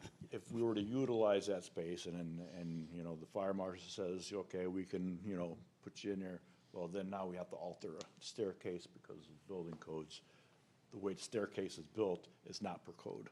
So we'd have to do some structural, repairs, additions type thing to make it work. And then from what I understand, even if we use it as a break and lunch, not a sleeping quarters, we would still have to alter those stairs. So is it better to build one downstairs? Is that Yeah. an alternative? correct. That's the better one? Yeah. the break room area was not intended to be upstairs. I think fire marshal is, you're not going up the stairs. If a break lunchroom area, it would have to be in the half of one bay. Okay, and he's allowing that. Yes. So do we have to budget for that, though? It's not part of these modules. No, it's not. There would be a zero budget Big to do that. tables, you know. Okay, Yeah, there's really nothing they Oh. need to construct, I guess, in that scenario. So. okay. I don't know as far as, the bay itself, as long as it's not used as sleeping quarters. Have we That's the talked to our precedence. guys there, down there? Are they okay with the firehouse's sleeping area and using kitchens, or do they want something there? Do we know, or?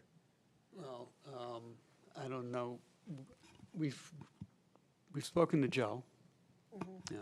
So that's how we communicate, through Joe. I don't know if they have the option of having a kitchen, I mean, without major construction. I mean, they may have maybe a microwave, but,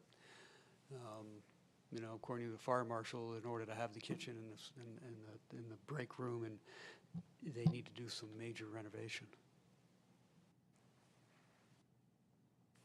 So would the staff prefer it, perhaps, Prefer what? to have the modular? Oh, I don't know if they would prefer the modular. But it's, I don't know, I don't want to say it like, they don't have a choice, but I don't think, we need to make a choice one way or the other, or maybe a combination. Maybe have one trailer for a break room, like you suggested. So, and then, And then they can use the firehouse not that, for trying to overnight. promote the perk here, but, I mean, they don't have a, conference room, a facility where they could all sit and do their training. It would also be used as such, as far as operationally, they're gonna be having, and I think that was mentioned the other night, they're gonna be having a work order system. So in order to hand out work orders per se, it's, they can get together in a large area, and then, so, I mean, it could be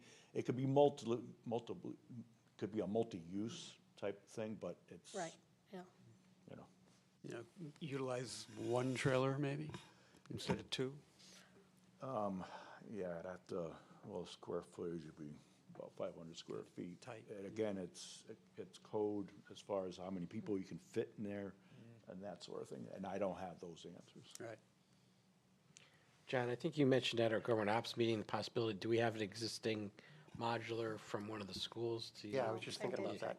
Yes, Is that, Were you able to reach out to? I did. Oh, okay. Yes. So, yes, they do have, our school system does have modulars. They have two, and I may get my school names flip-flopped without the note here, but I think it was West Hill had two, which is for the third grade, completely full. They have 4 others at Stevens that are occupied as well. They have a OTPT, a couple of special ed classes, and another specialized program. So they didn't have anything available for us.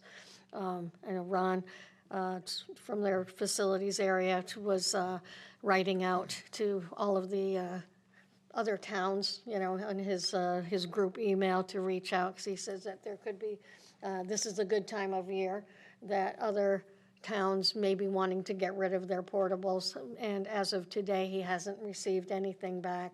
There was a potential of West Hartford may have a couple to give back, but we don't know condition yet. So we're reaching. I really would have thought that with Mosier School and 2 grades coming out of the elementary schools, that it would have freed up all of them. I know they got rid of the least ones, but I would have thought that. I thought that was part of the idea of, Yeah, yeah. that you would need those. Yeah, exactly. Well, at least you tried.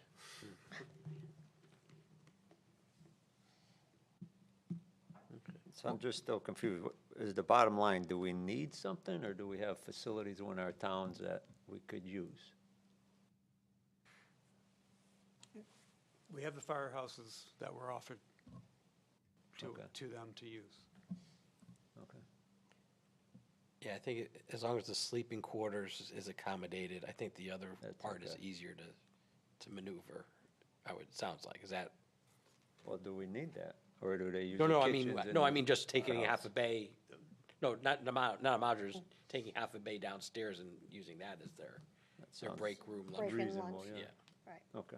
And Yeah, sleeping thanks. would have to be Or firehouse. their tailgate morning So sessions that they have. basically, at the beginning, when we first found out, we started scrambling, thinking what we can do. So that's what this is. Okay. No, it's still good to understand the options, so. Yeah, it's just- that's basically what, How many trying trainings to do do. you have a year? I'm sorry? How many trainings do you have a year? Like, Well, I when you need couldn't a- answer that. That'd be a Joe answer. Yeah.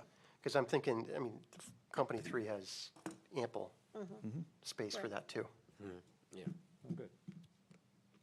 we got rooms downstairs here. Each firehouse has it. Yeah. Okay, what other items do we need to go over for? Correct. And we got, Phil has his, you want to talk about your lock item? So, so this pertaining to the firehouses. A few years back, I had it in CIP, because I clumped the buildings to give, to install fob entry system in all the firehouses. Then went with the approach to do one building at a time, so we wouldn't have to go through CIP. So this year, I clumped them together because we also have the issue with the key system itself being obsolete. We can't get the parts for the cylinders, latches, and that sort of thing. So now that we need, that's a must. So to incorporate that with the fob system, logistically, as far as, planning and handing out keys and such to the, the vast staff, the volunteer staff and the full-time staff, it'd just be easier. So I clumped it together. So basically, we're gonna be changing out all the lock cylinders, all the buildings in the inside. On the outside, provide a fob system. So electronically, they can program doors, program fobs, make it easier to chase, instead of chasing keys, chase fobs when there's a turnover of people. So you don't have to go chase the keys, you just deprogram them. Just get on the computer and deprogram.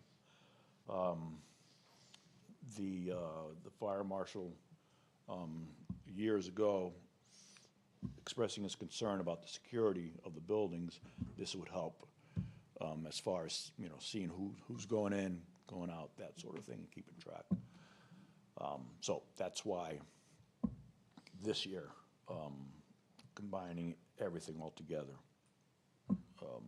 And I think it's 70,000. Yep. And I think the other advantage too, Phil, is if somebody was terminated, like one of the volunteers Yes. left, or you Yeah. can just turn off that fob. And that's it. You don't have to go chase keys. Or if a key gets lost, you don't have to Or worry a key about gets it. Yeah. lost. And the fear of somebody else picking it up. And, with a fob, you report it, we can deprogram it. I think you said the fobs were fairly inexpensive if you have They to are. replace it. Yeah. The key, it'll cost, $4 or $5 to replace, while a fob is $1, $1.50,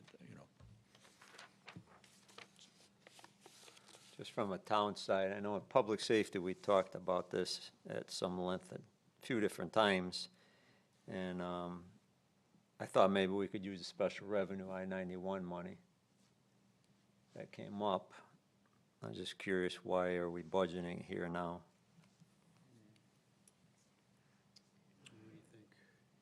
Well, I would just say at this point, we are unsure of kind of how confident we are that the I-91 money will continue. So I think if we were going to do that and waiting on revenue to turn around, they really don't have I think, I was ready to run my financials today. I haven't looked at the balance, but they are probably not at a large enough balance to cover this project. Could They we are, use it they reported 121,000 at our last public safety meeting. collected, Yeah, they not remaining? So they've had their, whatever Collected. purchases. Right, Right. yes. So it collects, and then there's expenditures as well. They're already using it for other fire-related yes. items, right? Mhm. Yeah, I think they did, was it, air packs, I think there was something, air packs purchased. There was a large purchase, so they probably have about 10, 15,000 remaining at this time. Oh, I thought that was their balance. No. Oh, okay. No, that's what they That's just collected what and they then collected. expended. Yeah. Okay. Yeah. Thanks. And I think last we heard, as of right now, they're not continuing that to reimburse with the hope that maybe that changes. Is that the last we heard? Correct. Yeah, so Yeah. it's hard to count on that money right now, unfortunately, so. I thought it was there, that's why. Yeah, no, that's, yeah. Okay. And then what, is the elevator upgrade the next item? We've Push agreed that. that's going to move out. Yeah, we're moving out to 2029. Okay. 28, 29. It's don't need to still in talk really about good shape. So next item, correct? pool, high school pool. Now Phil's done. All right, I'll try and be short-winded with this. So we have a line item in there. There's actually two components to this, and they were combined. One, we have a faltering boiler system for the indoor pool. So our boiler essentially is what heats the pool and the air within the indoor pool facility. This past fall, we had an issue where it took us about a little over 2 months to get a part, and the air temperature at the time was definitely colder than it should have been within the indoor pool area. We fielded quite a number of complaints on that. So essentially what this would do is it's a lead lag system, so there's really two boilers, and it's a more efficient system. They're working with each other. It's not going full throttle the entire time. When there's minimal activity in the pool, like overnight, it slows down. And that would be the same with the pump, which is also a redundant system that we're looking to put in the pool area. So those are two separate items. The boiler's approximately 125. We'd have to go out to bid for it, obviously. And we'd probably do the same for the pump. But the pump system is what regulates the chemicals that filter into the pool. So again, that would be a redundant pump system where they would work off one another. And the best part about this is, for both of these items, is if one goes down, the other one can pick up the slack and do the job of two. So it's essentially a backup system as well within the original system, I guess. So we did get that fixed in the fall, but then it faltered again, and we had to get it fixed again. And one of the issues was the parts were coming from Europe, and so that was a little bit of a headache on our end, trying to fix that. I will say, if this is something that we can get done, the long-term outlook within the indoor pool looks pretty good in terms of infrastructure. Last summer, we did the grouting, and we've been able to switch over all of our feeders, our acid feeders and our chlorine feeders, to a puck system, both at the indoor and outdoor pools, so they're both interchangeable there. And we'd be in very good shape indoor pool-wise, looking long-term. So these boilers were a legacy system, I guess, that did not get replaced or upgraded when the school was rehabbed? Yes, one of them was, yeah, the boiler system. Yep. Mm-hmm. I wouldn't expect that. I would thought that that's the sort of thing that would have been, part of that plan. Yes, I would have thought so too. Yeah. Okay. So now we're stuck, kind of at the mercy of, yes, it's running right now, but if it goes down, it goes down, like we're in trouble. Craig, do I get to ask questions? I know we had talked about, these were two individual items. One was 100,000 and one was the 125, but Yeah, you're thinking that approximately. consolidated, we could come less than that with the two projects done simultaneously? Potentially, we'd have to see, because the pool would already be shut down too at the time. So they would have probably easier access. They could probably be able to stage at the same time. So there's a potential savings there.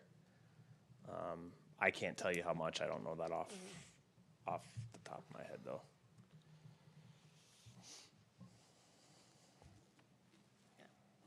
Just if I was looking at the 70,000 plus that, I think we could almost get to the 250. Any overage, special rec? Yeah. Definitely.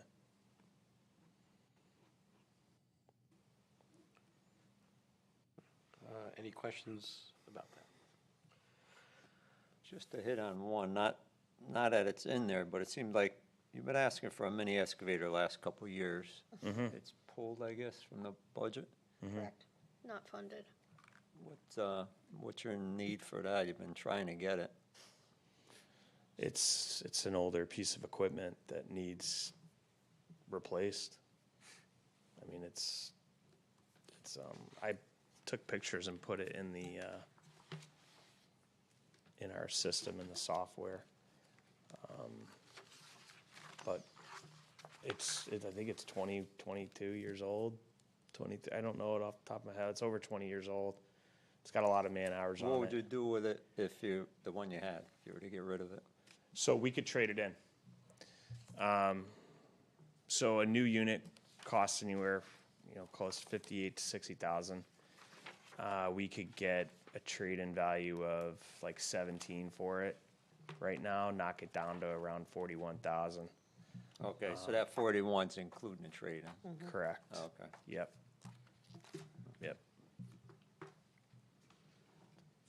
So again, it's not a machine that we're in every single day, but we're in the machine quite a bit. I mean, we use it this week to put the dock system in at Ferry Park. It's old. Is that the type of piece of machinery you could purchase with another town to co-own, or?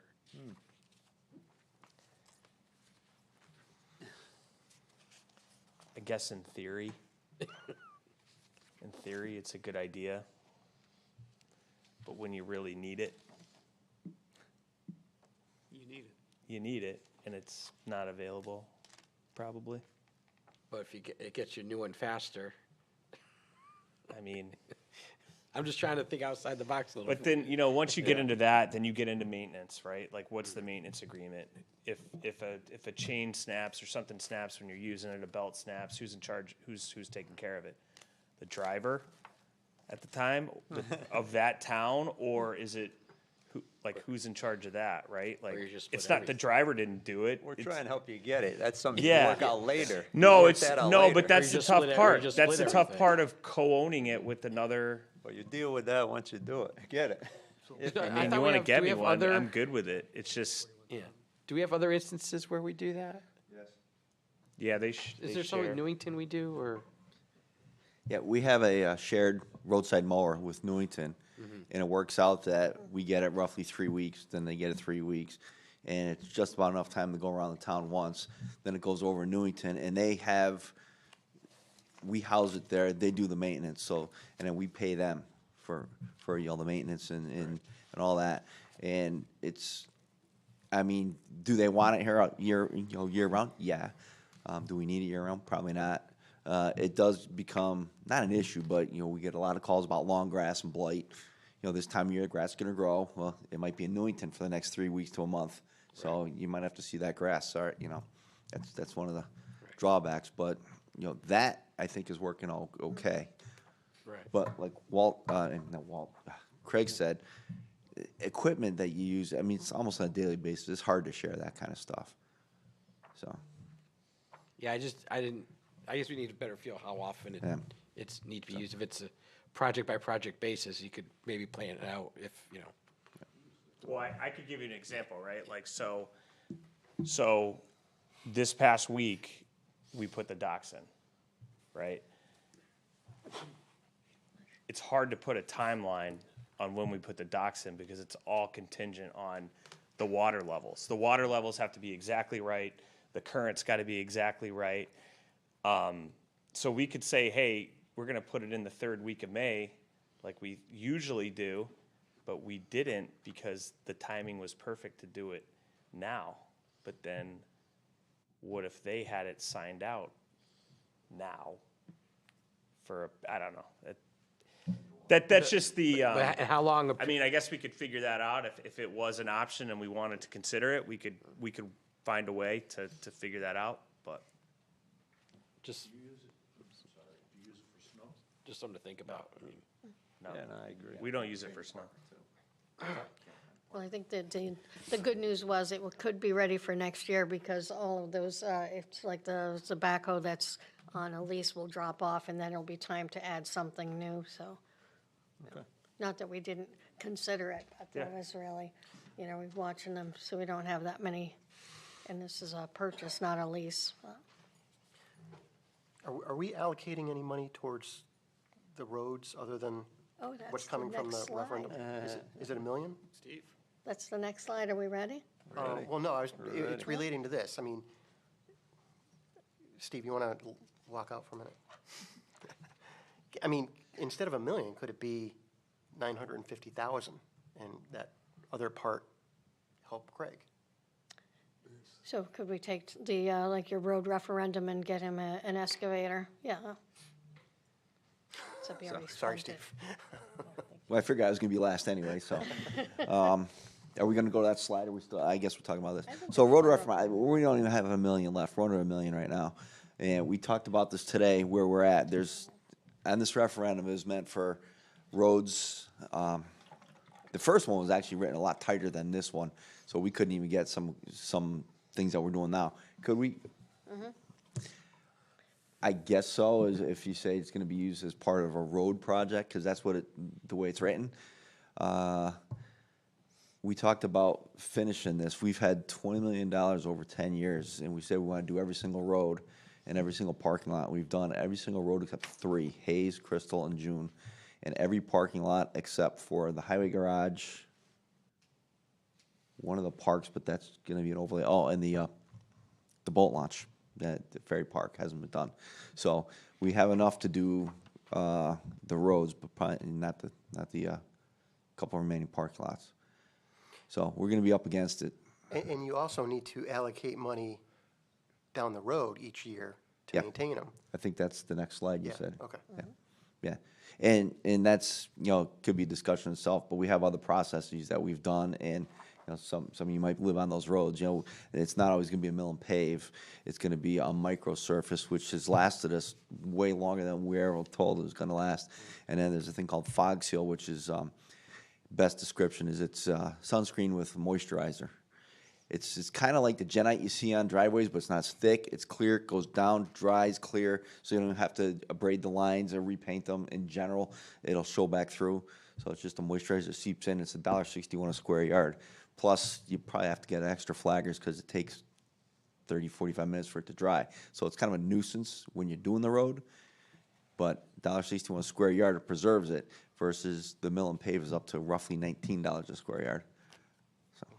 Thanks. I was gonna say, that's, maybe if that's the segue, or did you need to go back to, are we good with Craig? Yep. Yeah, okay. So, Where is this in our book, Mona? it is not. It is Okay, not. that's why I can't find it. I'm sorry. That's why I jumped out of the book and went on here. I think the book will show a good picture of what's going on for this year, but I like these particular spreadsheets, which I think I'll put into the adopted book because it shows the 5-year plan. And this is something that I created, which is putting that revenue source with the projects. So I will insert these spreadsheets into the adopted book is the plan, because at this point, our software doesn't do this yet. So looking at the infrastructure, so right now we've got the $450,000 reserve. We have LoCIP, which is no longer in general fund. It's going in for CIP for $182,000 and can be used for roads, about $1 million. I think we're probably at more like 900 as of today for that road referendum. Going through this year's projects, if you flow into the year for the 25-26 budget. Also pointing in, we have the $360,000 for town aid road money. Ideally, as long as that we don't have a bad winter, this particular fund has come in and has purchased salt or covered some overtime situations. But if you can look at the chart, you can find that by doing this with the LoCIP and the 450 and the town aid road, that over time, this is definitely going to accumulate. I know we had the concern about what do you do with no referendum. I think this is probably the ideal picture of what will happen when you do a reserve and you start funding in advance. So, I mean, if this were the case, then obviously Steve could go in and, with the $2 million, together for next year, do all of these, if you want to go into your projects, but the Well, projects. Like I said, first with the roads, we've touched just about every road. We've touched every road but 3. Some of them were not milled and paved, and everybody likes that nice new shiny new car, nice new surface. But you go down Kobe Road, that's a pretty common road that all you go down. That was a micro pave, and it's held up terrific. It looks great. And I don't see a need for anything there. And the nice thing about the micro is it only goes down maybe no more than quarter inch thick, maybe tad more. So we can just go back and do another one over it if we need to, without it really affecting anything. Yeah, you might get a little more bump over structures.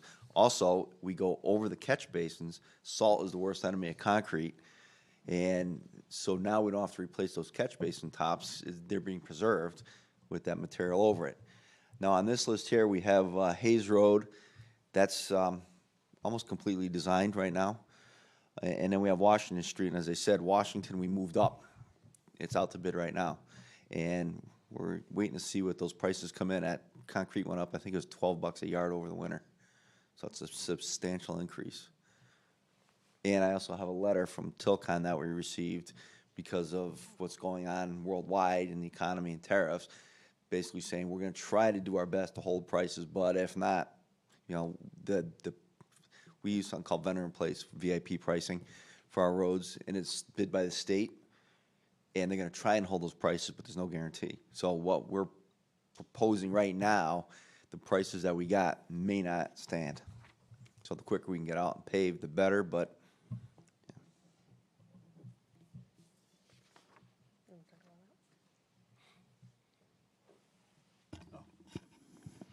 I was saying, should you talk about your fog seal? Fog seal, yeah. Before you do that, can Tilcon change their prices in the middle, like during a project? I mean, is that what they're saying? yes. Really? Yeah, hold on. Yeah, they're putting it in contracts now.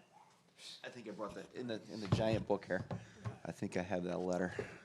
Gives them tariffs. Yeah, it's one of these pockets. I have it. Paving on the backside. Yes, they are saying that they'll do their best, but because there's a escalation clause built into these things, so they're allowed to inflate prices if need be. That's not it. This is it.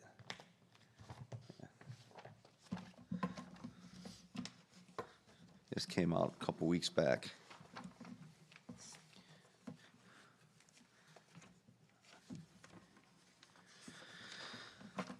Yeah, March 25th. Excuse me. As you're aware, the United States government has imposed significant tariffs on products being imported into the United States from a number of other countries, blah, blah, blah, blah, blah.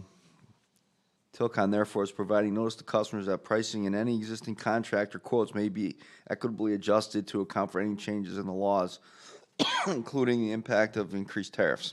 And they're committed to working on mitigating the impacts. As these are a fluid situation, we will continue to monitor the effects of the tariffs and communicate the impact on our product. We appreciate your business and look forward to a strong 2025. Like right now, we're planning on asphalt. Again, it's getting up there. Where's my price here? Asphalt price. $95 a ton. Last year, it was, I think, in the 80s. The year before that was in the 70s. It's just going through the roof. So, and they have, per this letter, I guess that's their contract with the state. They have the right to change that. Can you talk about fog seal? So fog seal, as I was saying, that's like that. Weathersfield just did a whole boatload of roads last summer. One of them is, what is it when you leave town, Old Main Street, and you go in? I guess that Middletown Ave. So if you go down, look at it. They fog sealed it last year. It looks just like a road, black lines. And you do it every 4 or 5 years, and it just adds moisture back in. It helps it so it doesn't oxidize. Oxidation, the sun hits it, turns gray. All the oils go out of it. This helps preserve that. The company that has a bid in with Krog, called Indus, in front of their, I didn't get a chance to go, but people I know who went, in front of their business in Massachusetts, they did a sample, and they milled and paved the road in front of their business, and on one half they did the fog seal, on the other half they just let it sit. It's been 10 years, and it's very different. You can see cracking and other defects. It's called raveling when you start losing your aggregate, so you get those like pock marks. It's starting to open up.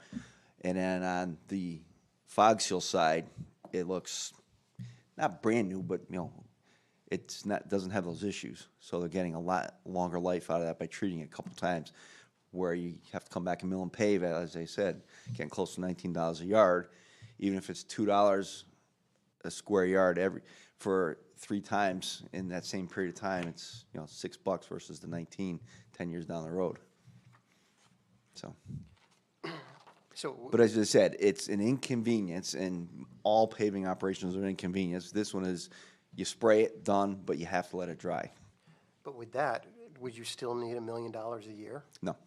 Well, that's what Mona's showing in the spreadsheet here. Right, So, after the referendum is done, you want to maintain the roads. Yes. Overall with $1 million, but if you went this route. yeah, it's like owning a car and doing nothing for 10 years or changing your oil and extending the life of it. Okay. Taking care of it. So. But what could it go down to if you did the spray, this type of treatment? Well, here I have an example here. I just had the salesman, I wanted him to take a look at some of the roads we're considering, just to make sure that they're appropriate. And he's like, yeah, other ones that you selected, great. Because as you know, we have this company called Beta. They've done our pavement condition index surveys for the last 2 or 3 go-arounds back to 2016.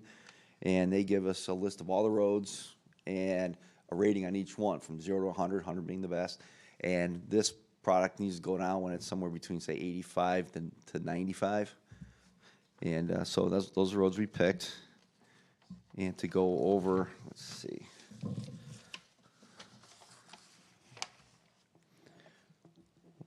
Like, say I go over and did Crestridge, Berry, Park. Well, these are all kind of, I don't have these sorted. I'm trying to find a neighborhood. Here, Ann's Court, Lavender Lane, Heron, Heather Hill, Summer. That's a good sized neighborhood that we milled and paved a couple years back. That's probably somewhere in the $400,000 range, I'm guessing. This would be $32,000, $33,000 to do all those roads. So, in theory, to do them all, I think it was a little over $1 million to do all our roads.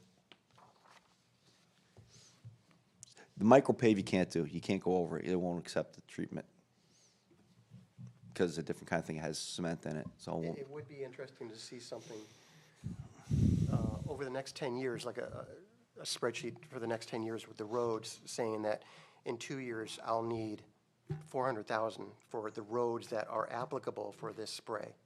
And then year 5, I'll need, 150,000 for these other roads that are applicable. Yeah, we kind of had that through our program here with the backlog, with the different kind of treatments. Now, again, it's saying, if you have a pavement condition index at a certain number, you should mill and pave. But some of them, like I said, Kobe Road, the index is showing that's in a mill and pave. Go drive down it. It's great. There's no reason to mill and pave right now. That's a drastic change, Yeah. because from looking at $1 million a year to maybe half that, with this new I process. can't guarantee, there's always going to be a road that's going to need that mill and pave. Right, And the big thing with the mill and pave is quantity. So they bid it in different categories, there's 5 different thresholds, 0 to, and so forth and so on. So the more area you're milling, the cheaper it gets. It goes from, what's the price this year? $1.38. That's for over a certain threshold. You drop down, and all of a sudden it's going to go to 2 something. You drop down again, it's all of a sudden like $12 a yard. So you have to have enough to make it worthwhile for them to come in. Same with paving. They want over, I think I forgot the tonnage. It's quite a bit. It's like 5,000 tons to get the good rate. Yeah, because I know these discussions, we're always talking about the constraints on the budget and everything. Yeah, it's like painting a bridge. You start at one end, go to the other, you got to go back. It's just you don't win. Yeah. It's always going to need something. All right, thanks. Do you mind if I just Yeah. kind of talk about the top part of that chart? Because we were saying if it was $1 million, I think you're right. That's something that you'd want to look at, because we're looking at that $360,000 of town aid road money that's coming. And right now, it looks like if you were going to do the $1 million, you would need that money for roads. And if you had a snowstorm or you wanted to buy salt. So with that process, you could be actually probably allocating that town aid road money to maybe this is how you pay for your salt, and you don't even budget it. And I think part of this also isn't just roads, it's all the infrastructure, sidewalks, drainage, everything is going to be part of this, I believe. So, buy a catch basin right now to install one, it's, about $3,000 per catch basin to put in a new one. To go 100 feet of sidewalk, it's probably, it's getting up to, it's over $100 a foot now. So a frontage across the average lot is going to be like $10,000 for sidewalk.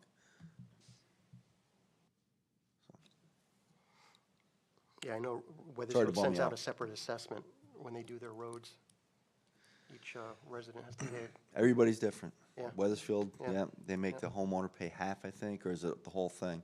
Some towns make the homeowner pay, even though it's in the right of way. That's why as far as, I've been here 25 years, it's always been the town does it because it's in our right of way. The I think homeowner has to shovel it. Yeah, everybody Weathersfield, they receives gotta pay for the repairs. Hmm. So, that could be costly. Yep. Just getting over this. On your spreadsheet here, you only want funding for 3 jobs? Is that what you're saying? That's what's identified for this year. So Steve will do, for example, he's had talked about for this, oops, let me do my little mouse here, this being the 25-26 year, that he could do, I think, what did you have, Hayes, June, and what was your Third Street? I have Hayes, June, and Crystal. That's gonna kill off the referendum money, more or So less. then you would have those streets, and as you said, if he starts going toward like a fog seal, it could be Yep. like a third of I the could do town or quite a bit. 10% of the town. But we'd also have sidewalks and you'd have the drainage repairs, whatever we have to do. But in our book, you have all kinds of culvert jobs and all that. Are we Yeah. not funding them this Well, budget year? I have, I think, 21 items in the CIP, but a lot of them are big tickets, culvert jobs. Like we're looking at the industrial park right now, it's probably over $1 million project. Same with Beach Road, that's gonna be probably way over $1 million project.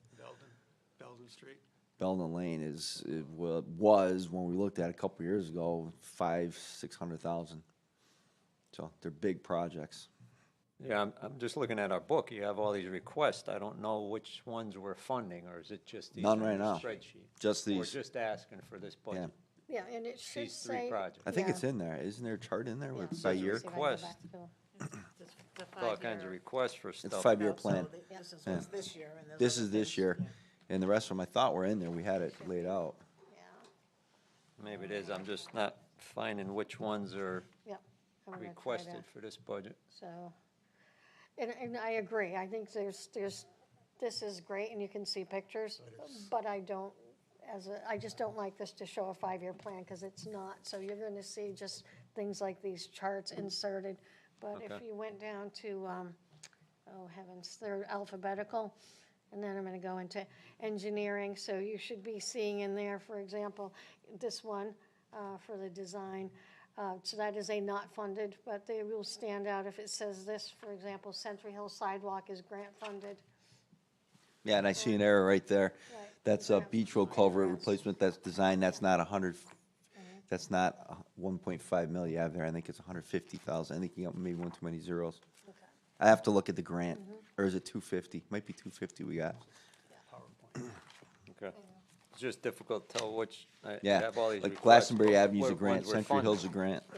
And there are the ones that were, didn't help me with that, the ones that we had that were unfunded, I think you only had the 3, that was the 2 culverts, right? It was a Beach Belden and I'll find that. Industrial. I thought Beach got funded, Steve, didn't we get? The design got, Design, yes, not the, the Just the culvert. design. the design is funded, Okay. the construction is not. So, and we just got the okay to go to, start going to Same bid on with that Old one too. Forge, too. So Old Forge is just a design. That was funded by a grant. Yeah, Old Forge in the Industrial Park 3, Phase 2, that's a grant for design, and that's in process right now. So, I'm trying to find the actual chart there, Mona. I had the other ones. I don't think in this particular, like I said, I don't believe the book does it justice. Yeah, it doesn't show confusing. up on the chart there. I think we even entered it by year when I did it. I think it asked for the year. Yes, but what's happening it is doesn't when show up. it's just showing in a list Yeah. and it doesn't present well. Yeah. I think I'll tell you, let me see if I could find another place. Pardon me if I drive. If I say. As I said, we have, I think there's 11 or 13 grants going right now, If I'm- which I'm a lot of them are going to be online. on this list. I'm online, I can see, like the unfunded, if I'm clicking on anything that's unfunded, but I don't know if it'll bring the projects. No.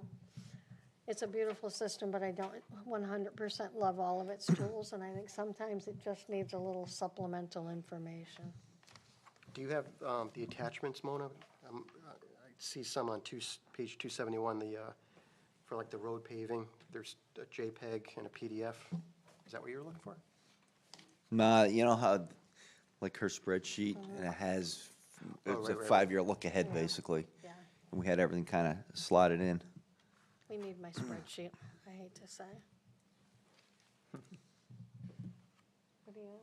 But I'm looking at the CIP, my list that I had, and let's see, you said what wasn't funded. Well, the repair to Belden Lane culvert, the repair to Beach Road, do the actual construction of a project, industrial park, the construction of a bridge or culvert or whatever in, and then all the sidewalk projects that everybody Just is jumped, requesting. the construction of the Old Forge culvert Yep, was never part of the plan.